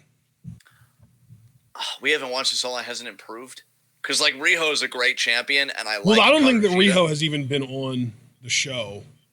Then it sucks. Since the last time we saw her. Anything that gives Brandy Rhodes more attention than just a production role sucks. It's really interesting to me too, though, because they have this weird cycle now that I'm noticing where they'll put someone new to the product on TV. and that person will be good and they'll get over instantly. But then AEW will be like, oh, people are really clinging to this girl. We need to have her start winning. And they'll make the mistake of having her go over an established talent. Like, Yeah. Sheeta lost to Shauna. And then Shauna lost to Chris Statlander. Like, there's this cycle where it's literally what heels in NXT come in talking about, like the flavor of the month, like the hot new stud kind of thing. Like where this new performer will debut and they'll beat the last hot performer. You know what I mean? It's like a cycle. Yeah. And now it Yeah. seems like it's Chris Statlander, but you've also got to take into account that like Chris Statlander is also the newest addition to the roster. So who are they going to get next that's going to be the one that ends up beating Chris Statlander before anyone else gets another title shot? You know what I mean? Yeah. Yeah, absolutely. Because like I like Chris Statlander, but like she is great in the ring, but her promos are, to me personally, very like, I don't want to say full-blown embarrassing, but definitely cringe-inducing, because she does this whole alien gimmick where it's like she's trying to pretend to be like a life form from not this planet. You know what I mean? Interesting. It comes off as like she's really just super socially awkward, and she's trying to cover it up by playing into her own social awkwardness by saying that she's not from this planet. You know what I mean? Yeah. Yeah, absolutely. I don't know, because from what I see on Twitter, like that gimmick has been endearing to a lot of people. I'd have to check out her. I mean, I'm sure it's been endearing to it. a lot of people that are already hardcore wrestling fans and are up for this shit. But if you're trying to bring in casual fans and turn non-wrestling fans into wrestling fans, that's not how you fucking do it. Yeah, that is a true counterpoint. I will absolutely give you that for sure.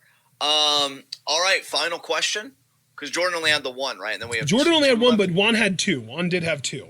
Yeah, final set of questions, I should say. Final pair of questions, yeah. First up from Juan, who do y'all feel will take over the throne when Okada and Tanahashi are no longer New Japan Lions? Naito. Naito Well, should. Naito's fucking older than Okada. How old's Will Ospreay? I think a little bit younger. I think he's like 27 or 28. Let me look. 26. Jesus Christ. I'll say Will Ospreay, and But you're talking about a Gaijin, though.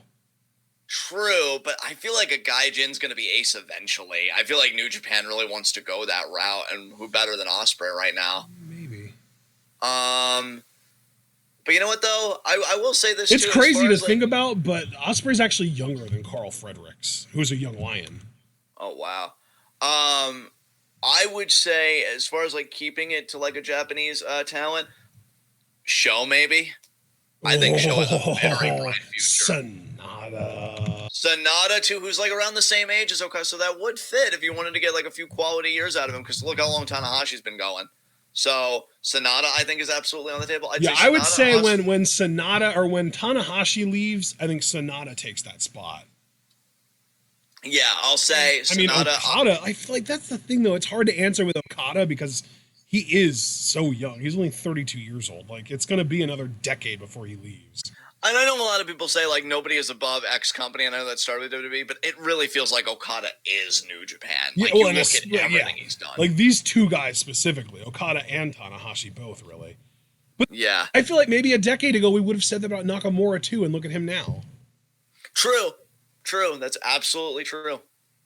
Yeah.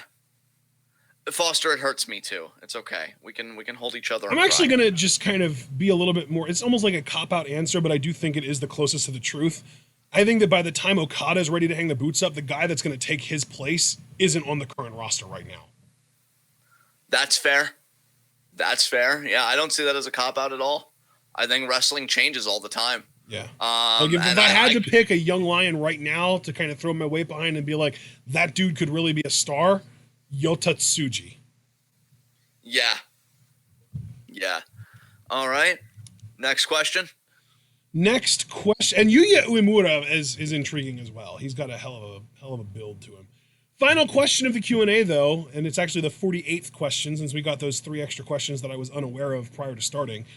Now that Rhea Ripley is the face of the NXT Women's Division, who do y'all see taking the strap off of her? Io? I hope Io. Other? I hope Io. I hope Other? I'd like Bianca, but I doubt it. Honestly, I There say is one answer that I like other than Io, and that's because of the idea of getting a women's sort of equivalent to the Shield in NXT. ooh, I'm listening. VXT. Ooh, now remind me, that's Deanna, Chelsea, and who else? Santana. Ooh, I really like that. I really like that. So one of them potentially beating Rhea, but obviously as heels with a bunch of help from the other two. Yeah. Yeah, I hear you on that. Yeah. Very interesting. If it's not going to be Io, which is definitely the preferred answer, and especially just because, like, I think that most of us would agree that Io is like the best thing going in NXT and arguably in all of women's wrestling right now. And she was barely featured at all in the build up to Survivor Series. Like straight up, she didn't show up on Raw or SmackDown at all. Yeah. So that was like, to me, that's the ultimate sign that Vince doesn't really know what he has in her, because he's the one in control of those shows and he didn't ask for her, which is just fucking stupid to me. Yeah. But what that does tell me is that she's probably going to be around in NXT for a little while longer than we might expect, than we feel like she should be. So I think that she kind of is the perfect answer to that. And really, as early as WrestleMania weekend, I think she could be Rhea for that title. Yeah, definitely. I love that answer, dude. That was fucking amazing. All right, guys, that's Q&A. I'm going to make this real quick because everybody here, you know how to submit questions. YouTube, Twitter, Facebook, Discord. If you're a Patreon donor to the TWitWoW Patreon, you get up to 5 questions per Q&A. Non-Patreon donors only get 3 questions. And our next Q&A, I just had it up. Let me pull it up again. Will be January 30th. So get your questions in. In the meantime, guys, I only like to do the next most immediate commentary and let Ashton do the rest. Tomorrow we are doing a catch-up commentary at 10:30 Eastern Time. So that'll be after SmackDown. We'll go over it. And yeah, that's our next most immediate commentary. With that said, guys, January 30th, I'm going to change my pinned tweet as soon as Ashton takes over. Love you guys. Thank you so much for capping off an already amazing day for me. You're wonderful. Ashton, take us home, please. Your face is wonderful. Oh Your face is wonderful. Oh my God. Oh Jesus. Okay. Are we good? I think we're good. All right. Yeah, I think we're good. Ladies and gentlemen, we hope that you all enjoyed our live reactions to, our Q&A. We didn't live react to shit tonight. There's no wrestling on Thursdays. We do hope that you enjoyed this Q&A, though. Be sure to follow us on Twitch if you haven't yet, because that's where all of our live shows are going to be going for the foreseeable future until YouTube gets their bullshit together with the copyright strike. Fraudulent copyright strike, I might add.